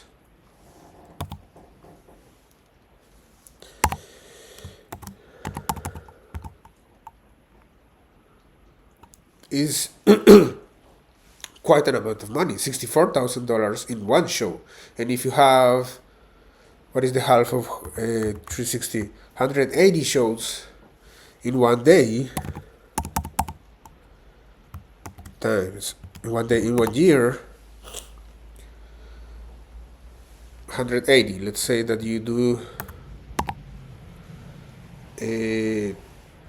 no, even less, 180 shows in a year, almost, no less, 64 by 4. If you had a show every Friday that costed you $8, people $8, regardless of how much you have, because you have to invest and you have the back of a corporate or a label or a big one or a major or a small auto self, the do-it-yourself way, I don't know, but there is a place, there is lights, there is a stage, and there is sound, and then you can charge people $8. Then there is 80,000 people, hell yeah. You have $256,000 in 1 month. Can you be up to that? Maybe less people, maybe 1 zero less, still 6,400. 6,400 is 25,000 a month. So if people is going to say, yeah, it's cheap and the sound is awesome, I want that show every Friday, then it becomes a deal, and then eventually it becomes a financial success. And either way, you end up paying taxes with your people here or there. So it's not a matter that you're going to be on a corner with all the money. But you need to concentrate consciously and comprehend consciously that if it is part of your life, nobody can take it away from you. It will require a process like taking away the cigarette from your life. It is part of your life. How do you take it away from your life? Can you, on your own, take it away from your life? So, and then it comes the chain of saying, I have 125 releases, so supposing I wanted to play the same song 7 times, 4 times, an album, a release. From a release of 10 songs, you can play almost 5 on a show of almost 1 hour. It might take you forever and people will enjoy your shows and will be together. And that's like the whole notion of it. In terms of records, selling records, I don't think there is an issue selling records anymore. I don't think there is a subject to selling records anymore, and there is no such a business anymore. I mean, unless you want to have them in your iPhone, regardless if you change iPhone, regardless if you lose your iPhone, regardless if you bought a new iPhone, then yes, you have a solution for $1 the song. But that's not the majority of people. The majority of people might want to get it for free because they don't have a way to put money on the internet. Which is, for example, when I see the demographics of my platforms, everybody downloads it for free. Which tells me it's really stupid to put prices on it because on the other end, where the other demographics are from the cash, of course there is cash, but there is not as much people as taking it for free. So I don't want the money. I want the music to be heard. So it requires this negotiation. I don't want this negotiation. I want something else. And as a musician, you have to be convinced that regardless of how much you have to invest, you don't want the cash. You want the music to be heard. Whether people can afford or not is totally secondary. The question here should be whether people have a way to enjoy your music, like for example, a wish to enjoy your music. There is nothing more painful than somebody telling you, I don't want to enjoy your music. It hurts.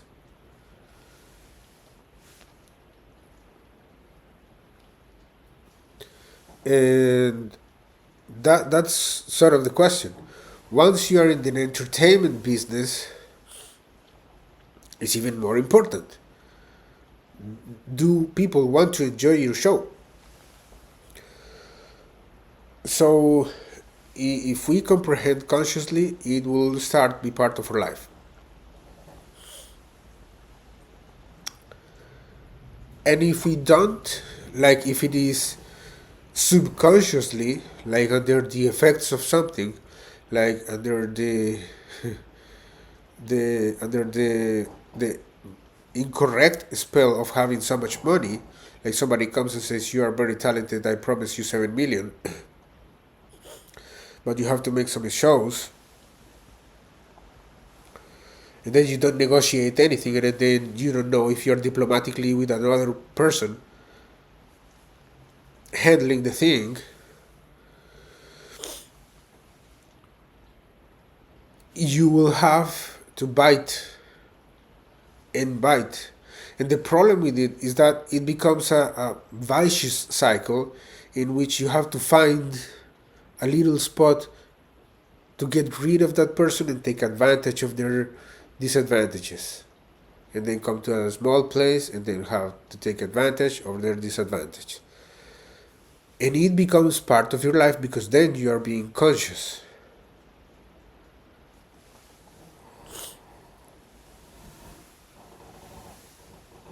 So being conscious, like diplomatic about it, and being subconscious, like I don't care, give me the cash, is the thing. Because you have to be solid on your identity take me, for example, on the following statement. Nobody ever promised me $7 million for a deal with a record label. Nobody, ever. I consider my music to be pretty high standard and beautiful and cool, sometimes enjoyable, sometimes a misery. I know, sorry. I have to express some things. Uh, Sometimes special, I don't know. Some people tend to have this need to express that they enjoy it. Some other people are crazy, want to control everything about me because of that. And I'm extremely thankful and pretty blissful and happy about it. But what if it happens to you? What will you do? Nobody ever wanted to value your music because it is a niche genre, because it is so tiny and you hold it for yourself. I studied musical composition, and when I finished, I said, I'm gonna give it a period of 2 years. If somebody comes and says, I will buy your entire discography, 125 releases and counting, for the next amount, $3 million, and I'm open to negotiate, and I say $5 million, I would have said yes. Take 125 releases. Today it is like 214, I guess, which is 125 million, but being reasonable, it's okay. Yeah, I would have said, okay, I did it. Broke the crown, motherfucker. I own my life. Yes, possibly. But what happens if nobody trusts that and it's a whole radio hit that brats everybody? Bratya, bro, Megadol, obvious core. Small ad announcement. Ads. We are now in the ad space. Bratya.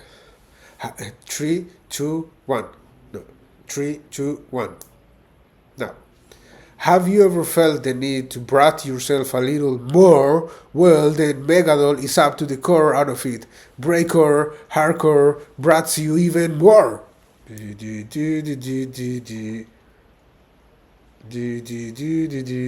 End of the ad. And so, concentration is an important part. If you concentrate and you develop the message correctly in a conversation as much as you do, for example, for expressing, there should be no much problem in dealing as a nation with someone that says, yeah, there is this hegemony between us and we can deal as serious as a matter that concerns everybody. Should it be correct? Should it be incorrect? We should fight, but to protect it, we should be together, and that's our contract. Awesome. And when it lacks a little and you don't have much to offer and to give, you say like, let's diplomatically negotiate because I can't.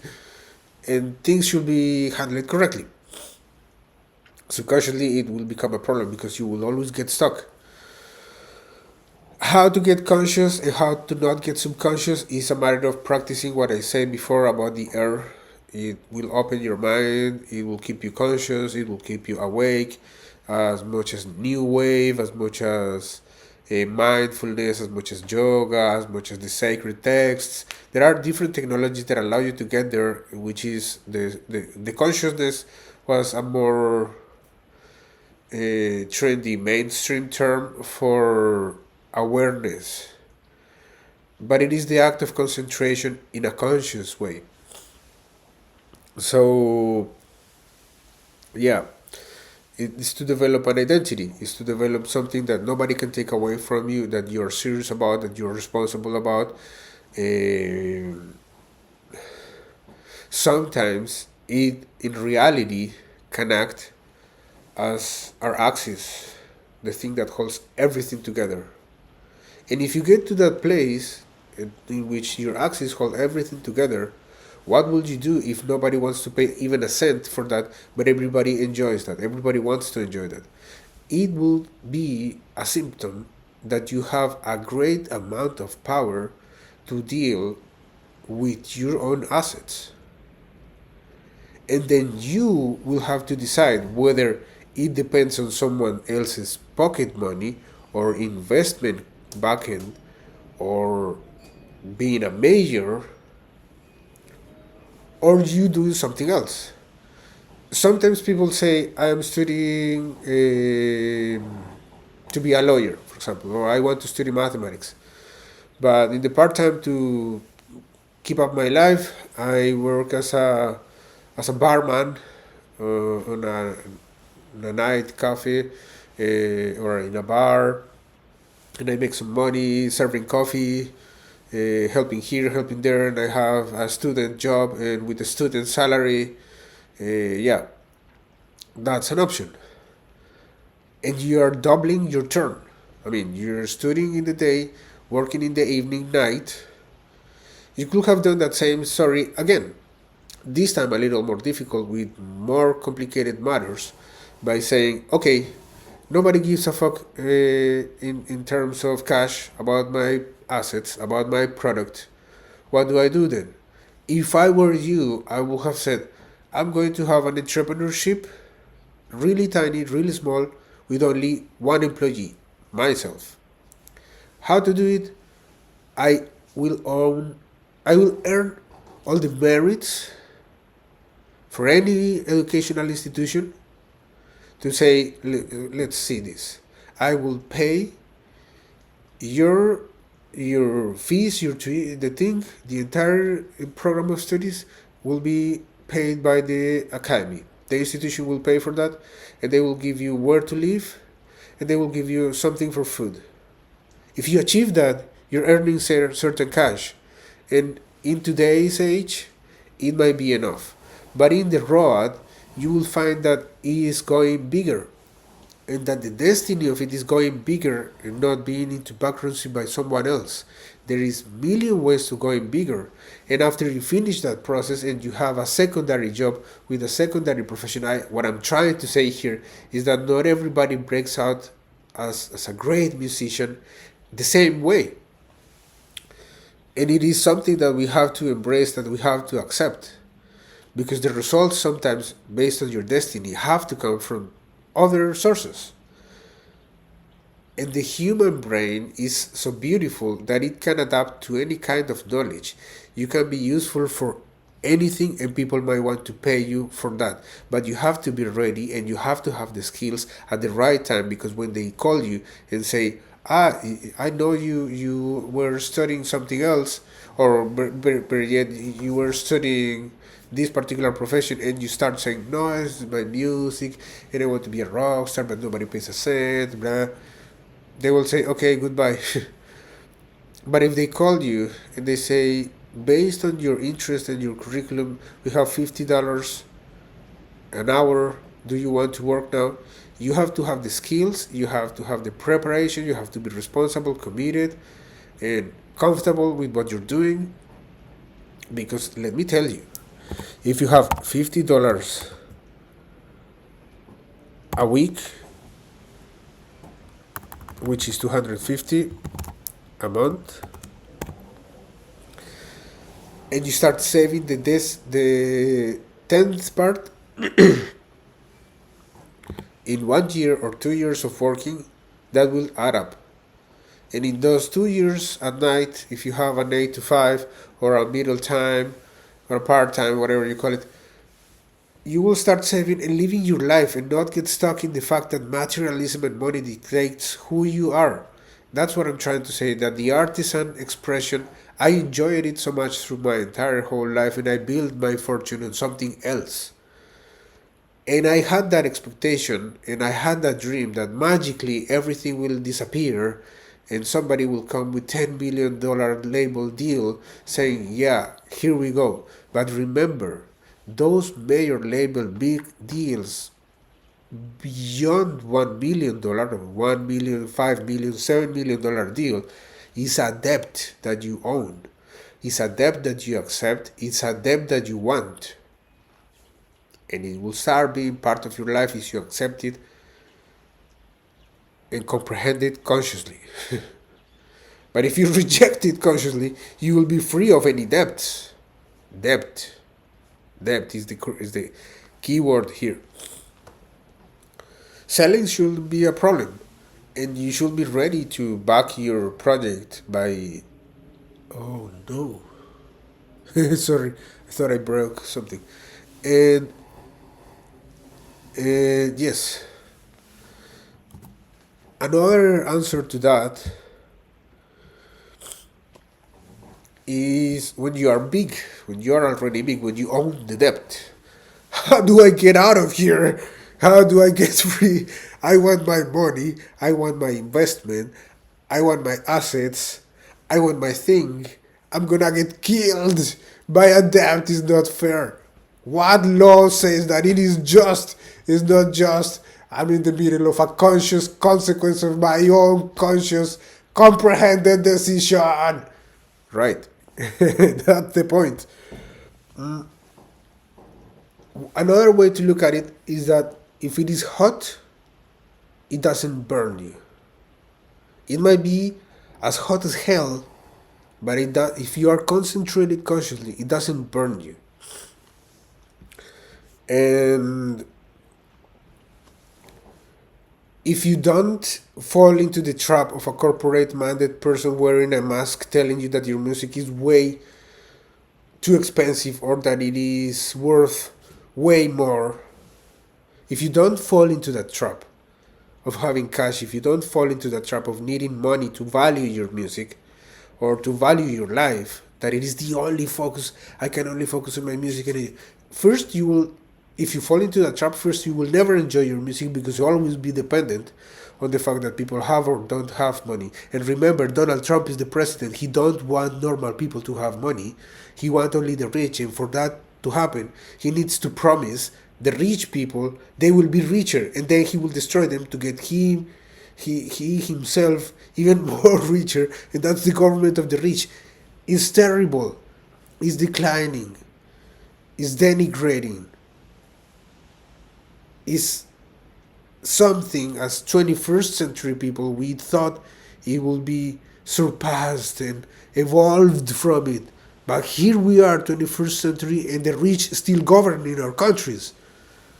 So it's up to you if you decide that you can't study anything else, that you can't serve society with any other skill that you learn that you enjoy. But if you don't fall into the trap, you're not inside, you're not outside. So there is this thing that says, okay, for example, Taylor Swift, that's my favorite example, that's my favorite excuse. And ask the question diplomatically, is it possible for me to create a new alias? Is it possible for me to create new music under that alias?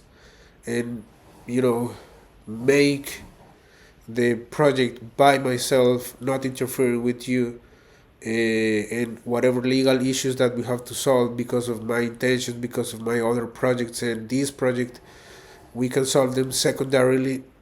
Is it possible? And then have a lawyer diplomatically negotiate with in a court with the judge and say, well, they are in for a brand called Taylor Swift, but if it was to be called something else, do they still have the right to stop me? Is it going against the right to human dignity, Your Honor? And then Your Honor, and then the judge having to say, well, against the right to human dignity, it's a little impossible. It has from 5 to 8 years of effective prison.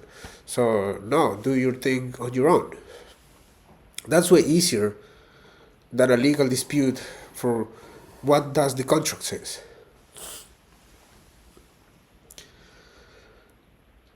And even if it was a complicated thing in which you cannot, because you comprehended consciously and consciously signed the contract, and you're not allowed to do it by your own. For example, the case New Jeans, in which you cannot take your own brand. You cannot say, I'm going to make my own brand apart. I cannot make anything apart. I cannot do anything. I'm completely like the traditional Korean dictatorship of extreme right that dictates what you can do and what you cannot do with your time, which is absolutely illogical because it goes against any human right. You cannot say another human, cannot tell another human, you cannot write on a paper. You cannot, because what happens if I do write a letter on a paper? Is it killing someone? Is it going against someone's pocket interests? That's sort of a thing there. But again, remember that Korea came out of their underdevelopment by forcing people, by almost killing their people, to forcing them to evolve by force and keeping this mindset of the money. And in South American countries, it will have created tons of violence,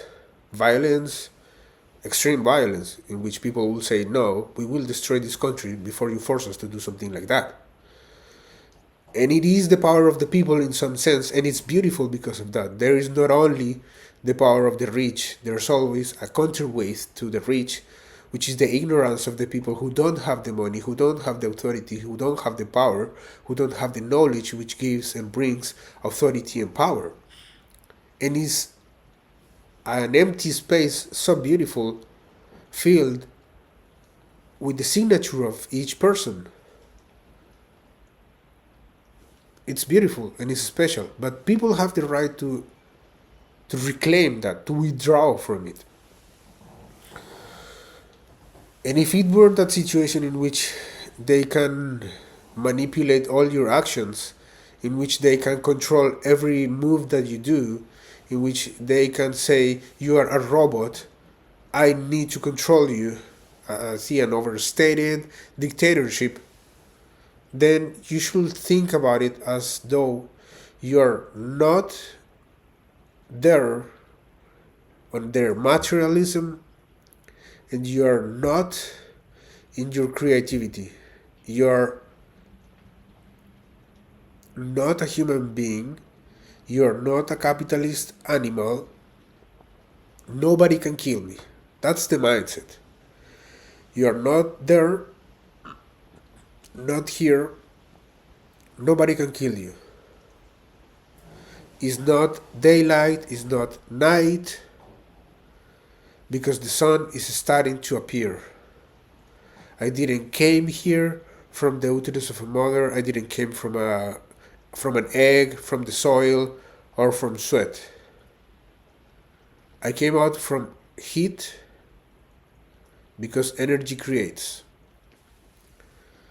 And if energy creates and one can diplomatically start solving the thing, I mean, it needs to be diplomatic with everybody in order for everybody to respect you, in order for everybody to respect your right to human dignity. But if you force things, if you start messing around it, forcing it too much, your nation, regardless of how complicated it is on the inside, will start running against you and get advantage of your disabilities or your disadvantages. It's unfair, but that is how your enemies will behave against you if you don't negotiate diplomatically against everybody. It's a lesson, and they are young, and it's a lesson that I mean, I had to learn hard lessons when I was young. I'm 40, but there were lessons I had to learn the hard way, which is respect the thing, respect the authority of the judge, wait a little, comprehend consciously that it is a shitty country which overimpose authority for the force of forcing people to do whatever they want to do. It's the exact same dictatorship as the Russian dictatorship. It's identical. There is no difference on that. They tell you what you can do, when you can do it, how you can do it, why you can do it. Else they put you a millionary fee that you have to pay with your own cash, else prison. What is the difference that with Russian dictatorship? It's the exact same story. Tell you, if you don't say this, if you don't create art that fulfills, artistic expression that fulfills the interest of the government, you are in prison. The difference is you don't have to pay a millionary fee, but they hate you. They hate their own people. So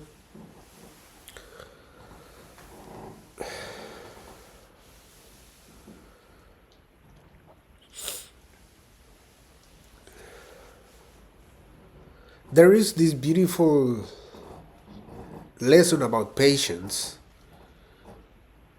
that states that there is a game of love when you don't make mistakes, when your life excellence has a caliber so rigid, so hard that nobody can destroy it, in which if everything would have been a game of love and diplomacy, in one of those turns, Ban Shi-hyuk will have stopped negotiating diplomatically, and he will have been the victim. He will have no way to negotiate diplomatically with everybody, and then Min Hee-jin will have been on power, replacing him. I always saw that, and I always have the faith of them being negotiating diplomatically, even as a nation. But I know there was a mistake here or there, because corruption cannot destroy a nation. Corruption cannot destroy diplomacy. So I am sure somebody made the wrong word here or there, and it started a chain reaction. But if it was a game of love with diplomacy, it will have impacted it infinitely. Nobody can be a corrupt person his entire life. And as I see things, if it would have been a game of love with diplomacy instead of anything else, Ban will have been cornered to a point in which he only will have been able to say, I don't want to negotiate diplomatically. Then he will get arrested. So are the laws of nature. Because as a law of nature, you have to negotiate diplomatically with everybody. Once you sign out of that right, you lose your freedom. He will have been arrested, and none of this will have been happening.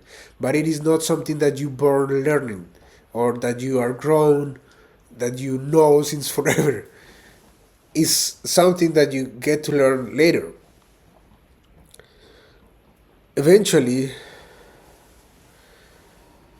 the lesson here for them, and I hope they are seeing this video, is that it's a game of love that continues infinitely over time. You have to respect that time and remember that respectful actions, respectful words, and respect in general is a discipline that knows no vacation time. You cannot respect Ban Shi-hyuk word today and tomorrow say, fuck off, I don't want to respect it anymore. Or the judge. The judge says this, but I don't want to respect that anymore. No. Given the conditions, given the situation, given the context, to not make the problem even bigger, if the house is burning, I try to use water rather than saying, fuck off, I go somewhere else. It's important to have patience, to remain calm, to remain in tranquility. If things are out of control, the idea is to remain tranquility absolutely over everything, regardless of how unfair and how unjust the conditions were, of course. But the point was that even when you were losing the battle, you should have been in peace, absolutely. Rather patience and stop it and not make it any bigger. And I know it's a truth nobody accepts in good terms. But as long as you keep the game of love for talking and negotiating diplomatically with everybody, it changes the entire dynamic. It changes if you show that you respect 24/7. What are the conditions that you have to respect may vary. Prisons, I mean, you as New Jeans, you can tell me, no, but I believe that jails and prisons are full of guilty people. You can't believe that. Prisons are full of innocent people who don't have the money to pay a good lawyer. I don't want to sound the advocate of the devil or the lawyer of the devil, but what will happen if I don't have the money to pay that debt that the judge put on me because I made a mistake? Prison, okay, the fuck. If you compare those conditions with those of someone else and say, no, this is not my reality, this is not my identity, this is not me respecting, and you get in touch with your non reality, you are throwing everything to the trash can, and then the war is already lost. Then turn off and let go somewhere else. But if you wanted to earn caliber and excellence in your life, you have to be patient.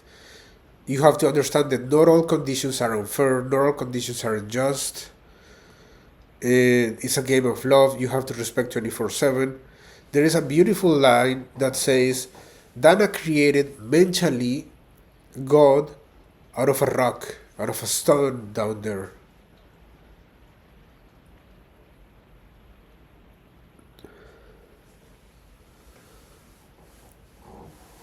And there was a man who was given a rock, a stone, right there. Somebody gave him that rock, and he said, like, a rock. And the one who gave him that rock could not have been creating God out of a rock, even if he were to venerate that rock his entire life. And Dana did it in 1 week. The lesson here is that the problem in the court, with the judge, with all the legal mechanism, should have lasted 1 week. And I thought you might have a little more understanding on what I'm about to say because you live in Asia, and the manuscripts of Sun Tzu about war. In one of the lines of the manuscript of Sun Tzu about the war, he says, I have it here. I think I have it here. Let me see.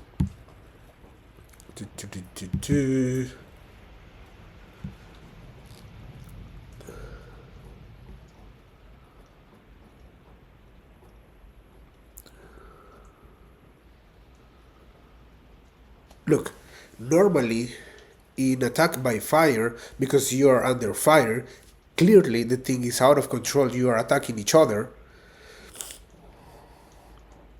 Normally, in attack by fire, is indispensable to follow the changes produced by it. When the fire is in the opposite camp, prepare fast from outside. If the soldiers maintaining calm when the fire is declared, wait and don't attack. When the fire reaches its maximum point, follow it if you can. If not, please wait. And there are tons of rules that can be applied to such a conflict in which the ego, therefore the fire, is related to the problem, in which the ego goes against someone else's ego, and there is a middle part, which is the judge, which is the manifestation of the fire. You don't want that fire to grow bigger. Of course, there is an exceptional thing here, and there is that there is fire between us, and it is not normal, it is not fair, it is consuming everything, and it is going bigger. But if you don't stop the fire will consume you. It is not enough to know how to attack and how to have best lawyers and how to hold the purpose and how to hold the idea by fire. It is necessary to know how to place obstacles for the others to attack you. How do you know that you have always the advantage if you don't know what the conditions are? How come that? How come you don't know what the conditions are? If you don't know what the conditions are, it's because you are in connection with something else, like please don't do this because I am the law, I am the law, I am the judge, I am saying this, please don't do this, and you go and you do it. Will the fire grow bigger or will the fire grow smaller? You are the one in charge, not me. The fire, as much as most things, should not be thrown in plain daylight, because you will have the worst day of your life. It should be as small as possible during the night, so that you start another day without having that stress. So if you don't know what will happen when the fire starts, the fire starts. And if there is a little tiny bit of wind, you will not gonna be able to attack in a direction contrary to it.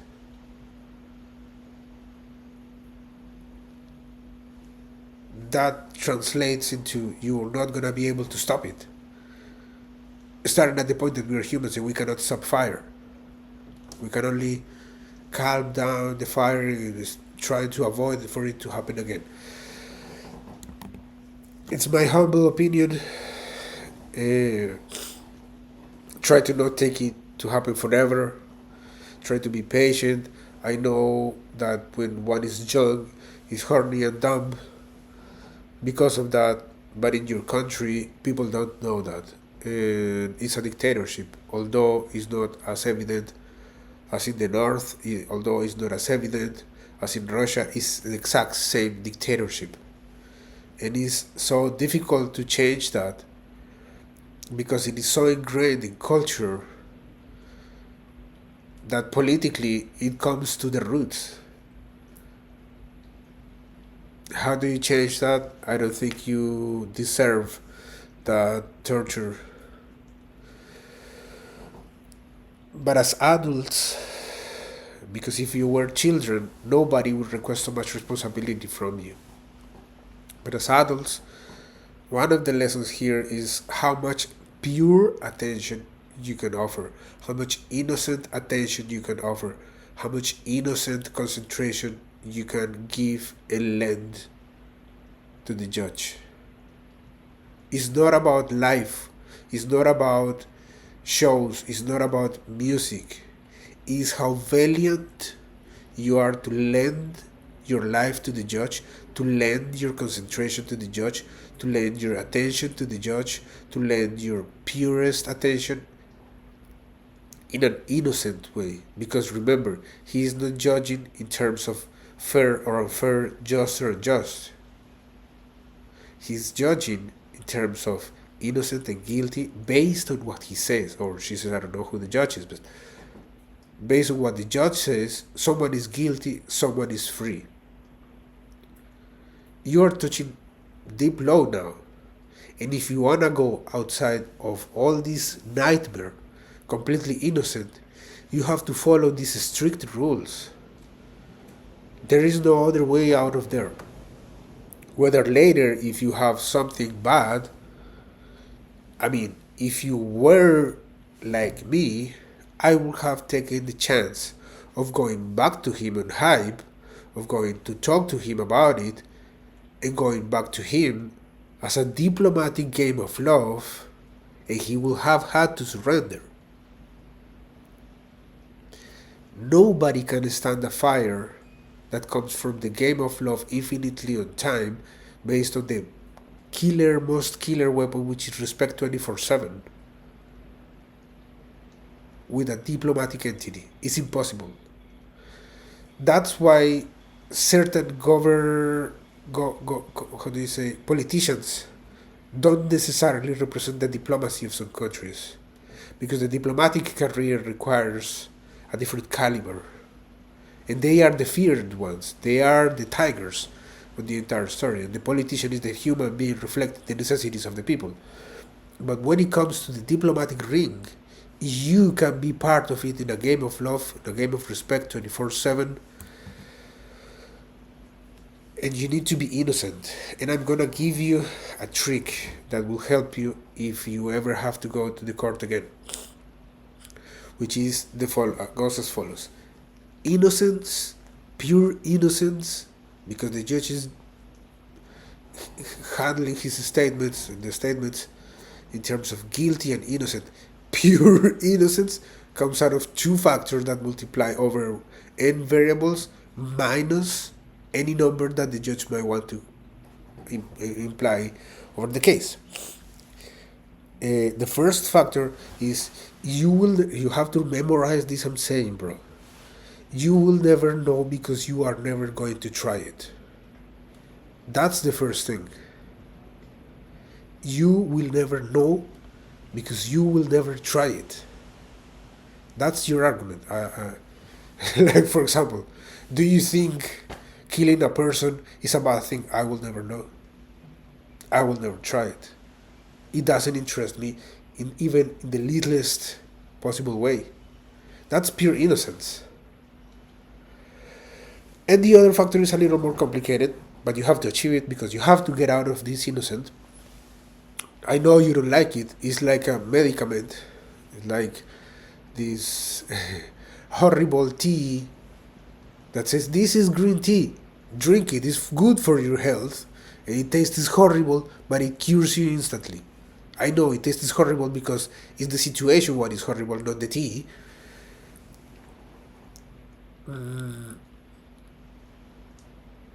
Reactions.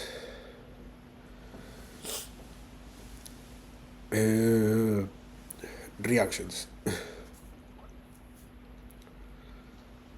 Don't go and sing songs, because if you do, I'm going to place this fee on you. Then you have two options and both are wrong.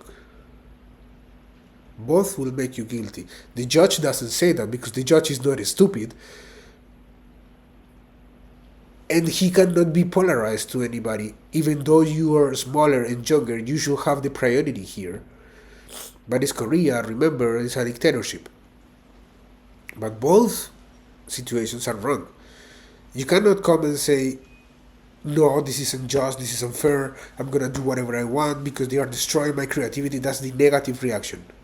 And then the positive reaction. Okay, if this is not permitted, I think there is a way in which it can be permitted and in which it can be legal. And then, because it is legal, fuck off, I'm going to have an argument. Available, legal argument to express that thing on court. Both are wrong.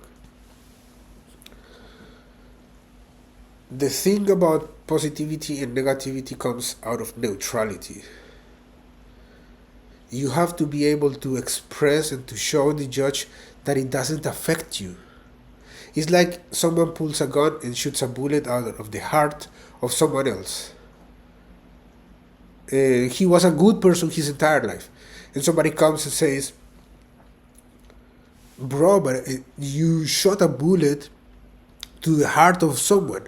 It's wrong. And the first answer he has is, no, I was a good person my entire life. The judge, seeing that reaction, in Korea, you have to be aware of your surroundings, who you fuck with and who you don't fuck with. He will say, this guy is guilty as fuck, based on the reaction. Or if the reaction was positive, I killed him because he deserved to be killed.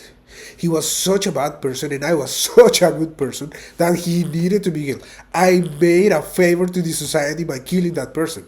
Both options are wrong. You have to show that it doesn't affect you, that it is not the center of your life, that your innocence doesn't depend on the miserable ambition of Bang Ji-hyuk. You can't depend on him. You need to be neutral. Don't have any reactions. And in order for you to not have any reactions, you need to study the situation. You need to read the entire scene. You need to see what are the possible reactions that the judge might have if I do this or if I do that. And then focus on what verbs I cannot make. I cannot sing publicly, I cannot do this, I cannot do this, I cannot do this. What is it that I can do? And write it on a paper. Focus on those things that you can do. Wait patiently. It's like being in prison. In prison, you cannot push nobody. You cannot make anybody work faster.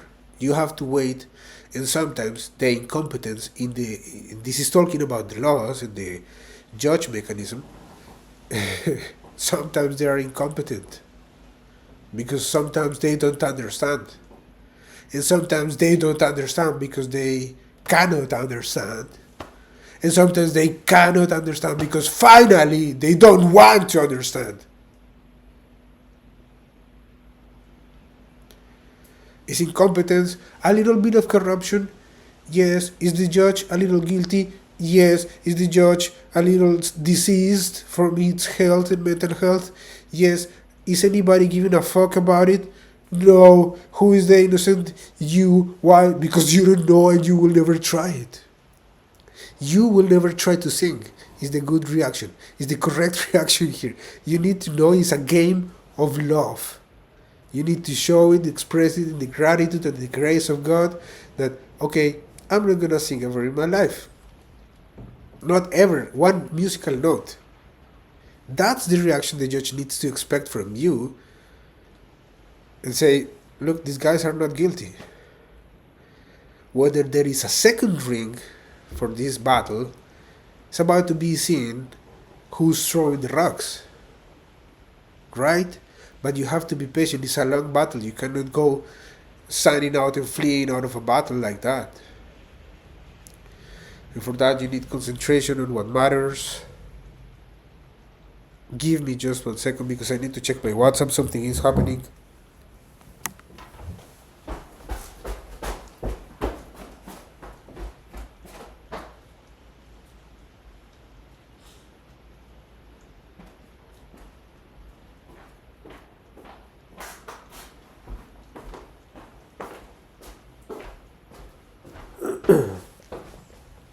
You wanna hear my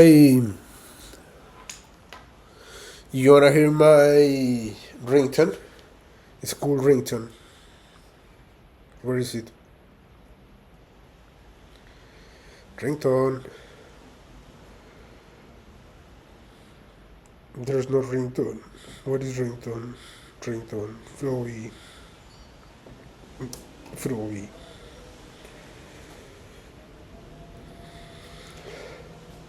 Well, I had this first.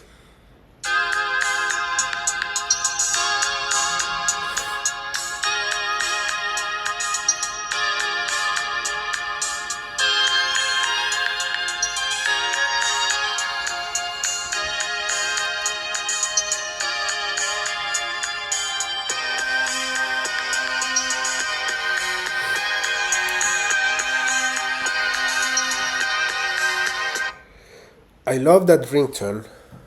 It's a song called No One on the Other Side because you need to concentrate. You need to have your identity cleared. You should not make any mistakes. You should have been conscious. You now have this opportunity again. It's like when you have in prison, for example, and you have a fight with someone, and then 7 people come to defend that someone, and you break each and every teeth out of each and every person who came to support that someone, who was a corrupt, disrespectful person who wanted just to have his fun with you.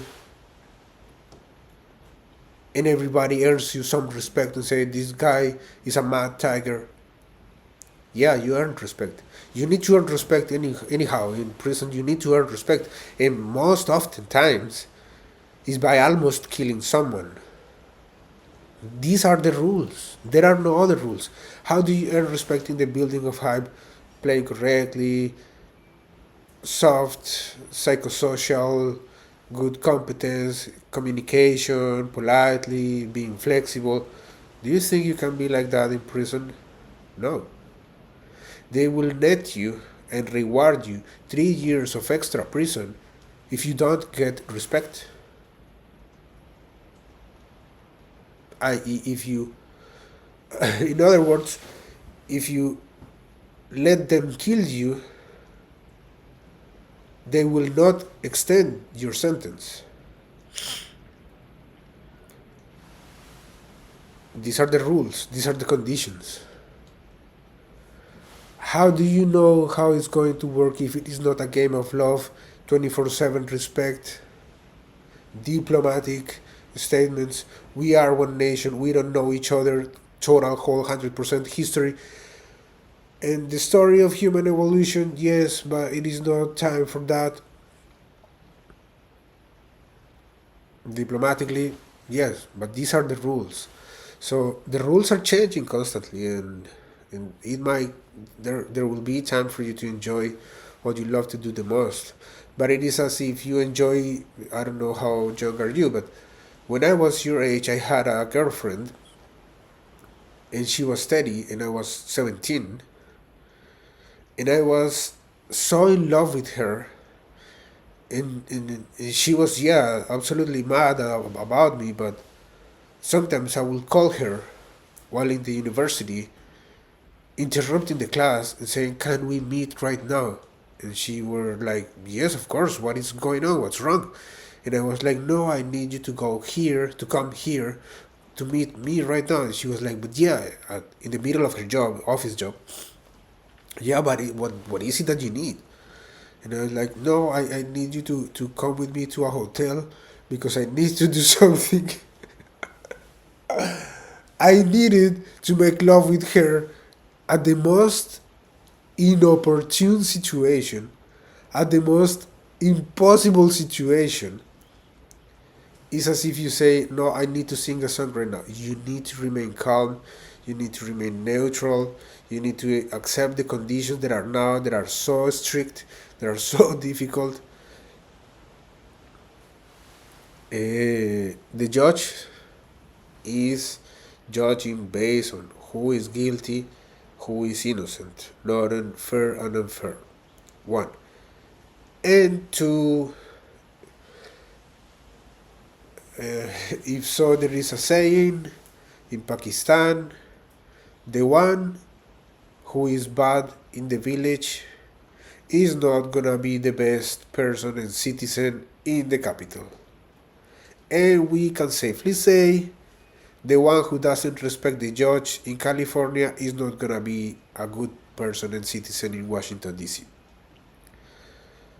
Commitment. Commitment to whatever happens to you. Sometimes some are of cement, some are of sand. Not everything is. I wish everything in life, everything was sand and crutch. But it is not. Life is tough. Life is a beach, and then you die.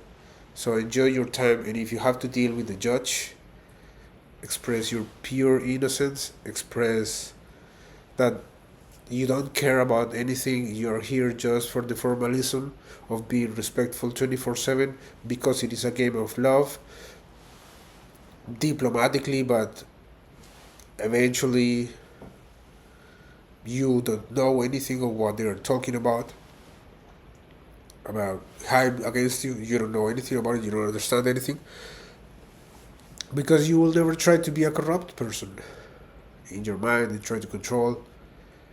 It's horrible what's happening to you guys. It's horrible. I wish it wasn't happening to you.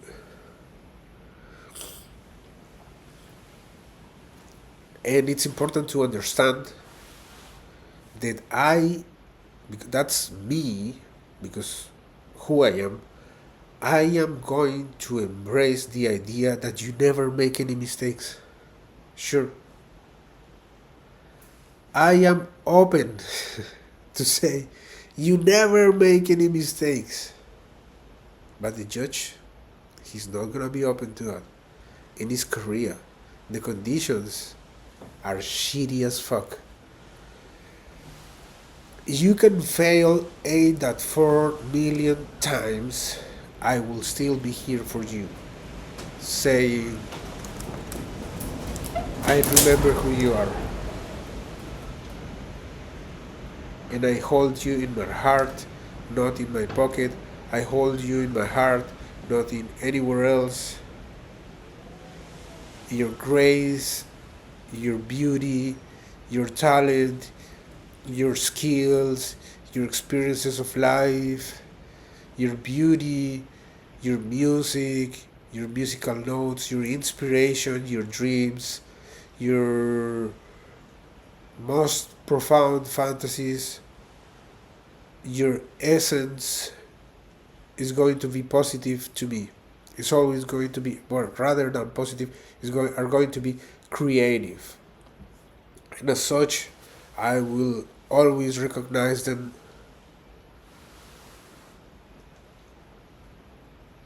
as something that makes me prosperous, that makes me clean, that clears everything and makes me happy, because I channel all these things through a phonogram. A phonogram or phonograph? Phonogram. And I will always pray to God to protect you. Other people won't. So take my words seriously. They're for the good. The medicine tastes horrible because the situation is horrible. In a different situation, in a different place, it will taste delicious. Hope you can embrace my words. And I think there is another question. Stay true to your sound. Well, yeah, I think I answered tons of questions there. And there was another that states, why are the titles of my songs always so super horny? And it's like, no, I'm super frustrated. And I'm super diplomatic. And I think I have the right to human dignity. If someone comes disrespecting everything that I have built based on the right to human dignity, they will get arrested. I don't care. But the point is that if you want to express human interactions, intimate human interactions, you could, by expressing your frustrations and how to solve them rather than expressing your experiences.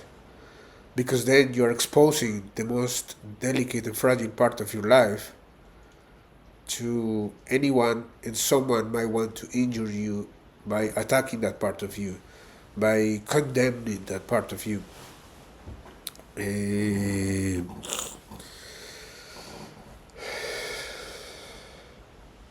Yeah, sometimes we restrict the content of our music to not being super horny because it is not a market viable decision, but it can be about the so-called frustrations, whether emotional or in other any kinds of the intimate relationship that you interaction that you can have with someone else.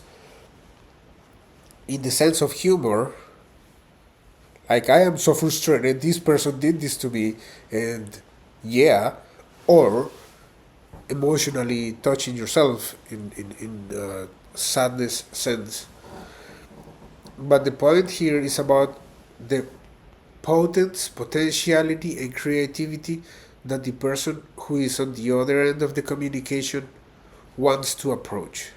If that person, I'm changing subject here. I stopped talking about New Jeans a while ago. The other person in the communication might want to say, "Oh, that's too explicit," or "No, that's too relevant about the subject. We have a moral code that says you can't do that." And then that's an opportunity to say that you are not wearing a mask, that you don't need to wear a mask, that you don't need. So you can start listing all the things you don't need, but you can't take your time. You have to have a list of things. For example, you don't need to wear a mask because you can purify yourself with the caliber of perfectioning, mastering the technique of breathing with the two exercises I already gave at the beginning. And that requires discipline, commitment, tranquility, peace. You need to own your peace. You don't need to be someone you are not. You don't need to be someone that everybody likes. You don't need to be a product that everybody buys. You don't need to be the cancer of everybody, because that will rely on a false image of your identity. Your identity is not other thing than the relationship you have to the origin, I mean, the relationship you have with the origin of the cosmos. If you do have a relationship with the origin of the cosmos from this material world, whether by personal rituals or religious rituals, by personal development or religious development, is totally secondary. But you need to have that relation, you need to have that connection with the origin of the cosmos, the thing, that energy, that essence that manufactures the oceans, that manufactures the forests that were here before you came here. And that's your identity. But if you wear a mask, you were to rely on something that does rely on anything that can hinder, anything that can destroy your identity, anything that can change that identity, anything that can get you apart from it, anything that can deviate from your reality. And that's why I say the United States is the land of cancer. There's so many products that can cause you cancer, and nobody asks why. Nobody says a solution, and nobody's trying to heal from that, at least winning the war, the battle against it, that it becomes such a pain. It becomes so difficult. And people tend to have this fear of being manipulated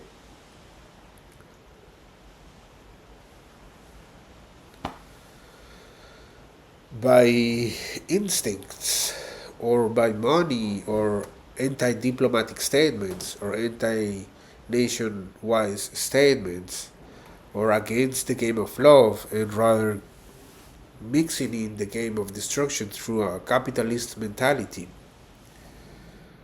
I mean, I'm not saying the money is bad. I'm saying it's necessary, given the world in which we live. What is not necessary is the capitalist mentality. That's what we have to destroy completely.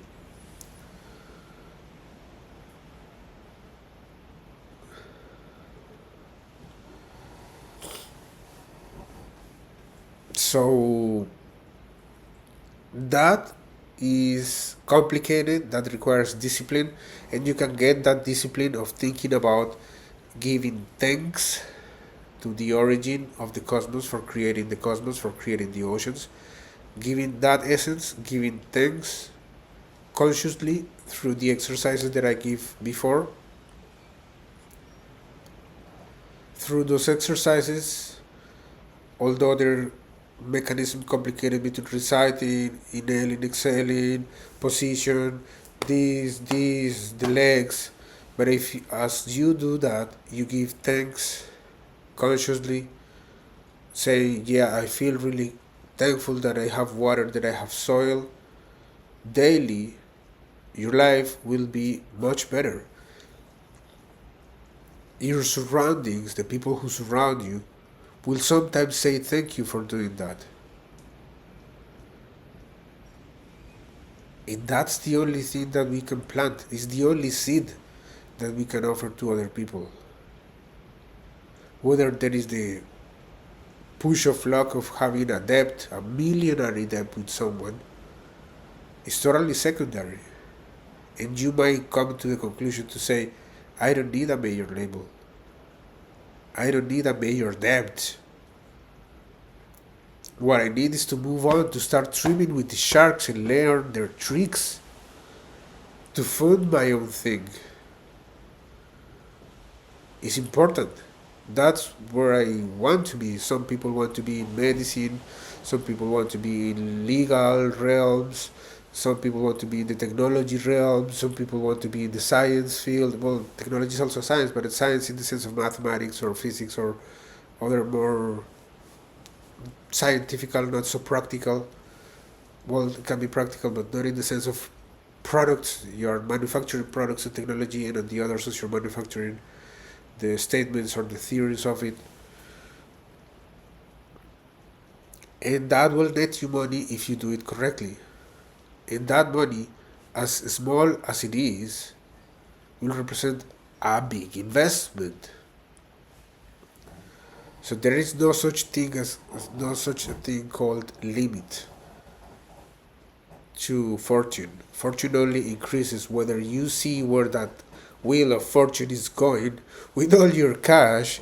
Is your thing, it's your responsibility, it's your problem. You have to solve it. Nobody's gonna come and say, let me solve it for you. Maybe father and mother, maybe they are not gonna be able, because you are not gonna be able to tell them the truth of your story, of who you are, of where you come from, of why you are here. So it is your responsibility to see what it is. It's not that you are poor because nobody pays a cent for your music. Is that that same potential, in that same potentiality, in that same potency and creativity that you can put into your music can be put into any field of study. Any field of study will produce cash. And as a crazy twisted story, I can say the fact that I never accept money from anybody, and that very little people have come with big opportunities.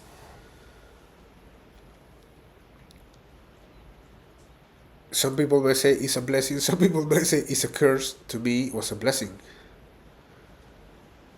Imagine myself with this discography in a debt of $125 million. I want to see you right there. No, bro.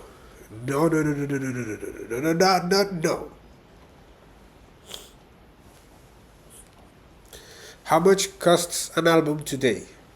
If you sell million copies, which is pretty low for most professional successful people standards, if you sell 1 million copies, $1 each copy, you have an album that or a discography that is pretty expensive.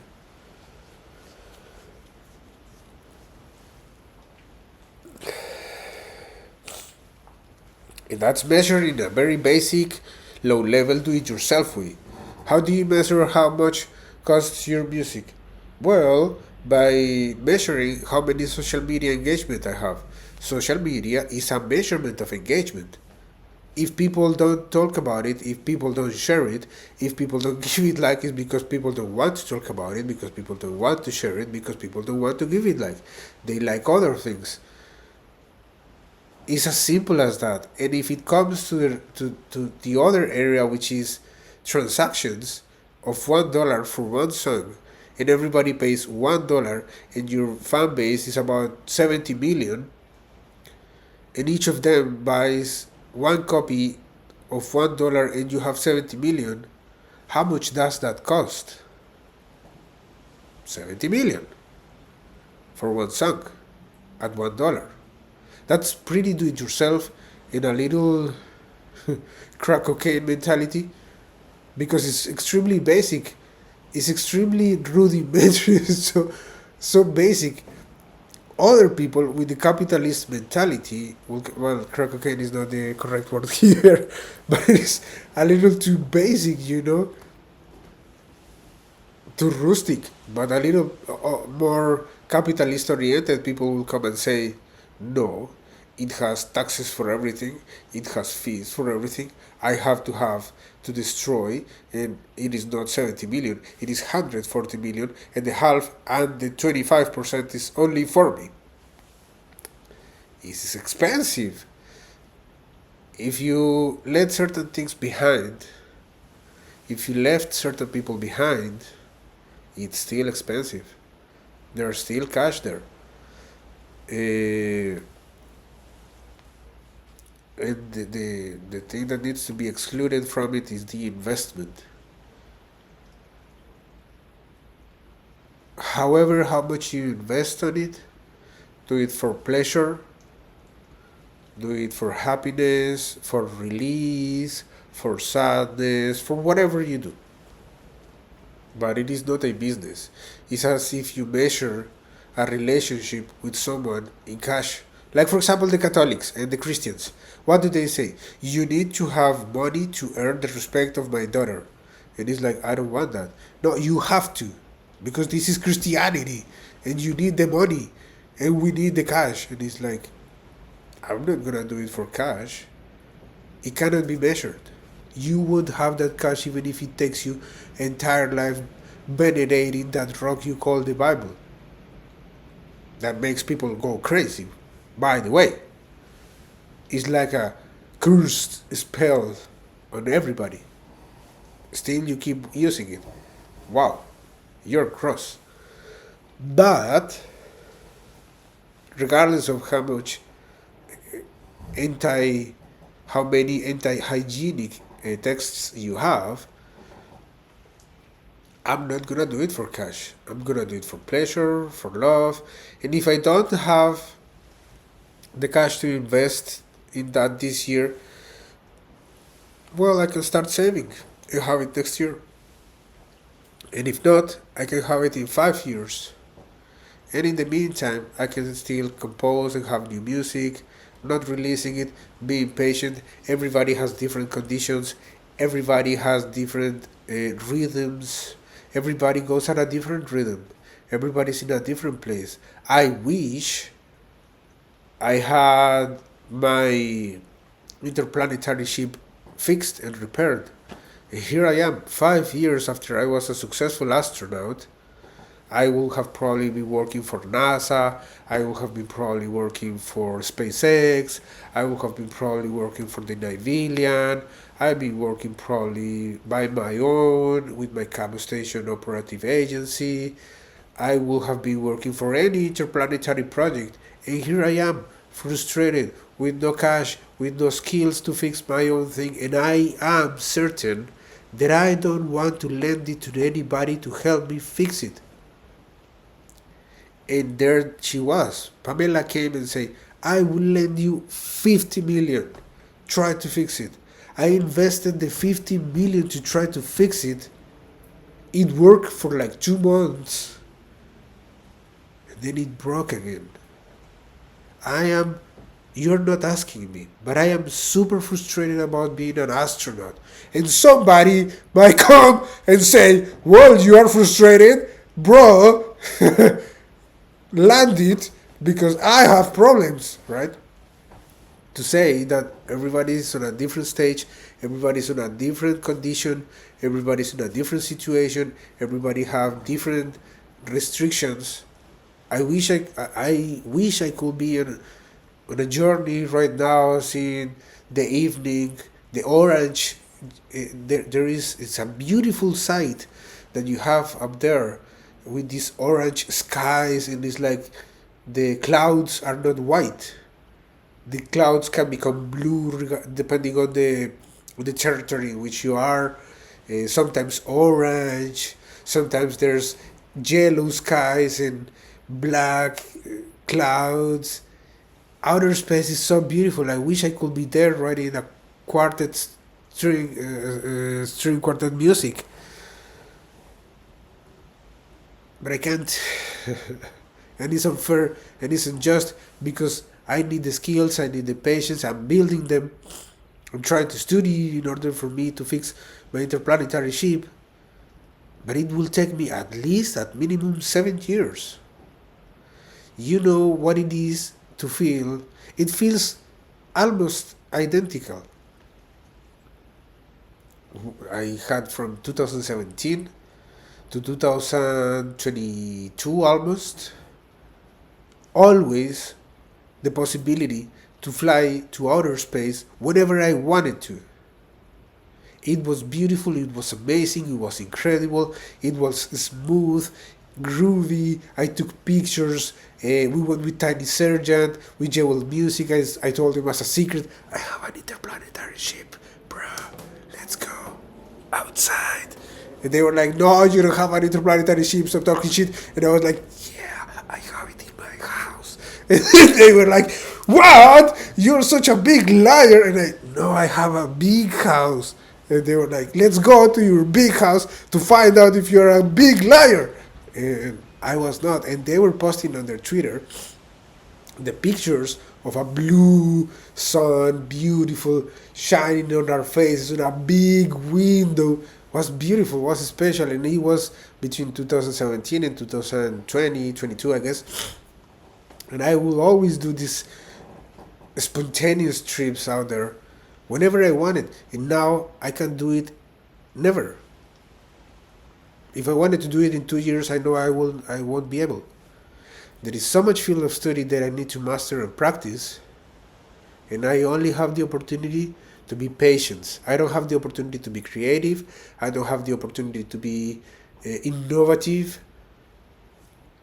I have a shitty opportunity to fix something that is damaged, and I am investing my time in learning the skills and learning, having this knowledge to repair it. But nobody tells me the truth that I want to hear. Nobody's gonna promise me that the fix is gonna work. Nobody tells me, because I don't want anybody to touch it, but nobody tells me that the thing has any fix. Right now, I am not an expert in electrical engineering for astrophysical statements. I need algebra and a good dose of electrical engineering. And what if it fails? What if it doesn't work? And if I have to say no to my project, right? So I know this comes out a little bit of topic, but I wanted to share it to chain a little bit with what I was saying about NJZ. Sometimes life is not what we expected, and as one of my geometry professors said, the thing we are not taught about depression by our religious institutions because they have failed us to understand how to heal our problems. One of the things nobody teach you about depression is that there is some kind of attachment that you don't let go of. Is that there is something that you want to do, something that you want to make happen, something that you need, something that you expect, something that you want to hear, something that you want to eat. There is always something that keeps you attached. And out of that attachment comes this ambition that tells you, if I solve this problem and this creates a chain reaction with this, I will be happy because I will have this and that. And if I have this, and if I have that, and if I solve this, and if I solve that, and if I change this, and yeah, that's possible. It's not that it is impossible. The point is, it will take so much effort and spend so much energy from you to move from now to the future, to plan yourself for those things. And it comes down that you want to dominate a little part of the world. And it boils down when you say, I want to dominate the world, then I will be happy, then I will be complete, then I will be fulfilled, else I'm not. But what happens today? What happens tomorrow? Will you wake up saying tomorrow, I can fulfill those things, I am not, this is not happening, this is not my future, this is not my present? That's depression. But if you start by saying, I can heal myself, I can be conscious of the lotus flower. What does the lotus flower to remain free forever? It remains unattached. You put this into the water or something heavy like a burden on your shoulders, and you put it in the water, materialized, and it will drown itself. Like you can drown itself in the problem. You can drown itself in the thought. Of course, there might be situations in which it might surround you and you might have to stop and think about it and let it go off and cry for a second. And then you get a little more organized with the depression and say, no, I'm not. in the mood for it. I'm occupied. I'm on a responsibility. I'm focused on this. I don't want to think about it. Whenever I come home at night, I will think about it. I will think about it a little and start reducing and filtering the thoughts that come into your mind. But the attachment is still there because your mind convinces you that you can solve, that you can liberate, that you can dominate. But if it is not in your destiny, how will you know when to stop? It comes down to everything that you do in life, everything that you're attached to. The lotus flower, you put it in the water, it starts circling and it never drowns. It never drowns. You should never drown. You should feel that sadness and say, no, wait a second. This is not the way it is supposed to be. This is not the way it is meant to be. There is some attachment that I don't let go. And sometimes you need to start by letting certain things behind, by letting certain thoughts behind, by letting certain people behind, by letting certain activities behind, certain places behind, certain memories, so many things behind that it may seem illogical, but if you let them behind, and if you start forgetting them, and if you feel better, then depression has no house to live in. And you will not live depressed, and you will not live sad. You may start to filter in the thoughts and focus on the people who loves you, and how to keep that relationship, how to keep that game of love, the game of digestive processes, the game of mental health, the game of the human experience. Not to earn, not to lose, just to enjoy the thing. Right? So it's not easy. I'm not saying it's easy. I'm saying it's difficult. It requires commitment. It requires perfectioning and dominating and mastering the art of conscious breathing through demanding physical exercises, reciting and inhaling and exhaling. But it is very doable. It is very possible that you achieve that state of mind in which nothing can attack you. Of course, some people have some transitions more difficult than others. I am sure nobody wanted to feel my transition. I'm sure everybody in my house lives extremely happy because of who we are, because of what they say, what we say, because of what we do, because of what we write, because of what we read, because of what our plans of our daily life are. But still, I have problems that are beyond human comprehension, and I can't let them bombard me. It's not that. It's not an enemy. It's not the time to be proud about someone dying. It's not about that. It's about something else that can be filtered. And if you filter it through your heart, whatever is good, whatever is bad, what is constructive, what is destructive, you will start reasoning, analyzing relationships. Is a transition? Sometimes it's not. Sometimes it's even simpler. So eventually most people get you into the trap of being a brand, of being a product, of how your voice is, how it's not. But then you can focus on these relationships, whether they are constructive, destructive, whether they are nation-wise, whether they are diplomatic, whether they are aiming to hold a game of love, which holds respect 24/7 as its main axis. And as long as it is that way with everybody 24/7, you are set up for success. Winning the game of life is a totally different story which depends on your reactions. And if you control and filter the thoughts that come to your mind through your heart, and no reactions come out, you may start developing a caliber, not winning the battle. You may start developing a caliber. And however a battle or a war against yourself starts to happen, there is nothing that can kill you.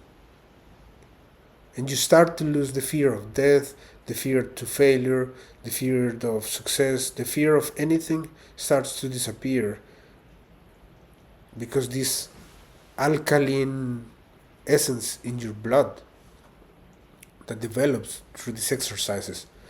So yeah, I hope I made a point.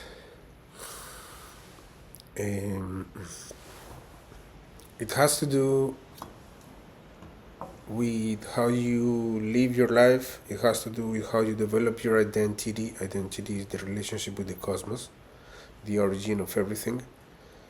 How committed you are to it, how you enjoy it, and ask yourself, for the NJZ case, I think this question applies for everybody based on their case. Ask yourself the question, are you enjoying your present? Or there is more to life than this?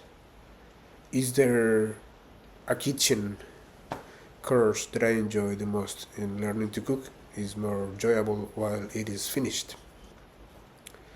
Is there an architecture field of study that I feel I can enjoy? Is there a biology book that I can read while this is finished? Right? Is there a film directing or cameraman book that I can enjoy while this is finished? Is there something else to life than this, than my problem and what I can or cannot do because of a problem? And can I enjoy it free of anything else?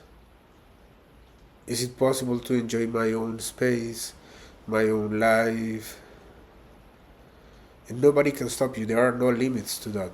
The point with materialism and commercializing and monetizing content, that's a lesson. That's a lesson, because you shouldn't accept candy from a stranger.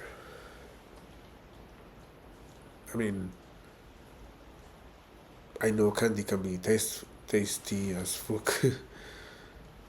But once there is money, there is a crime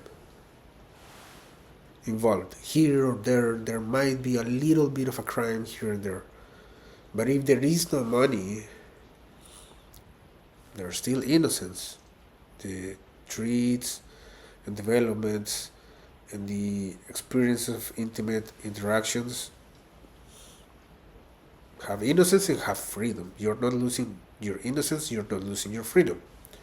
How do you deal when you have paid big amounts of money for many things in your life with the mindset that you only gave 1 of 2 cents coin, so that you don't request so much from people when you remember them, when you talk about them, when you talk to them, and remembering, fashioning your mind into, I only have a 2 cents coin, the rest is on the cloud, I don't know about it.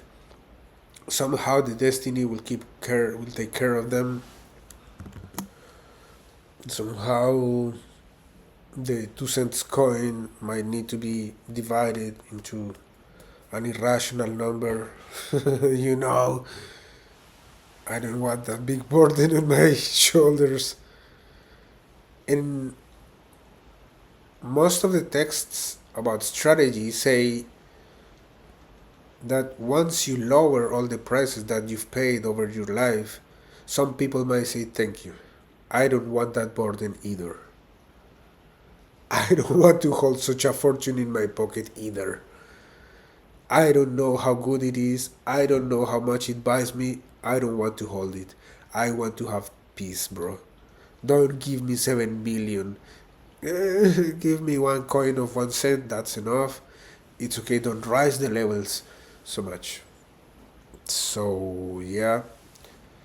Thank you for listening to these wise words. These wise words were not invented by me. They were somewhat assimilation of them. I just translated them to you because I consider them wise words, because I consider them, I took them out of the sacred text. I took them out of the sacred texts for you because I knew they will be helpful, because I knew you will enjoy them as much as I love them and I enjoy them. I thought it would be useful. I know I am not an enlightened person, but I feel the light come through me, and therefore I think I should share it with the ones who might value it. The ones who don't want to value it, it's okay. It's okay, and it is what it is.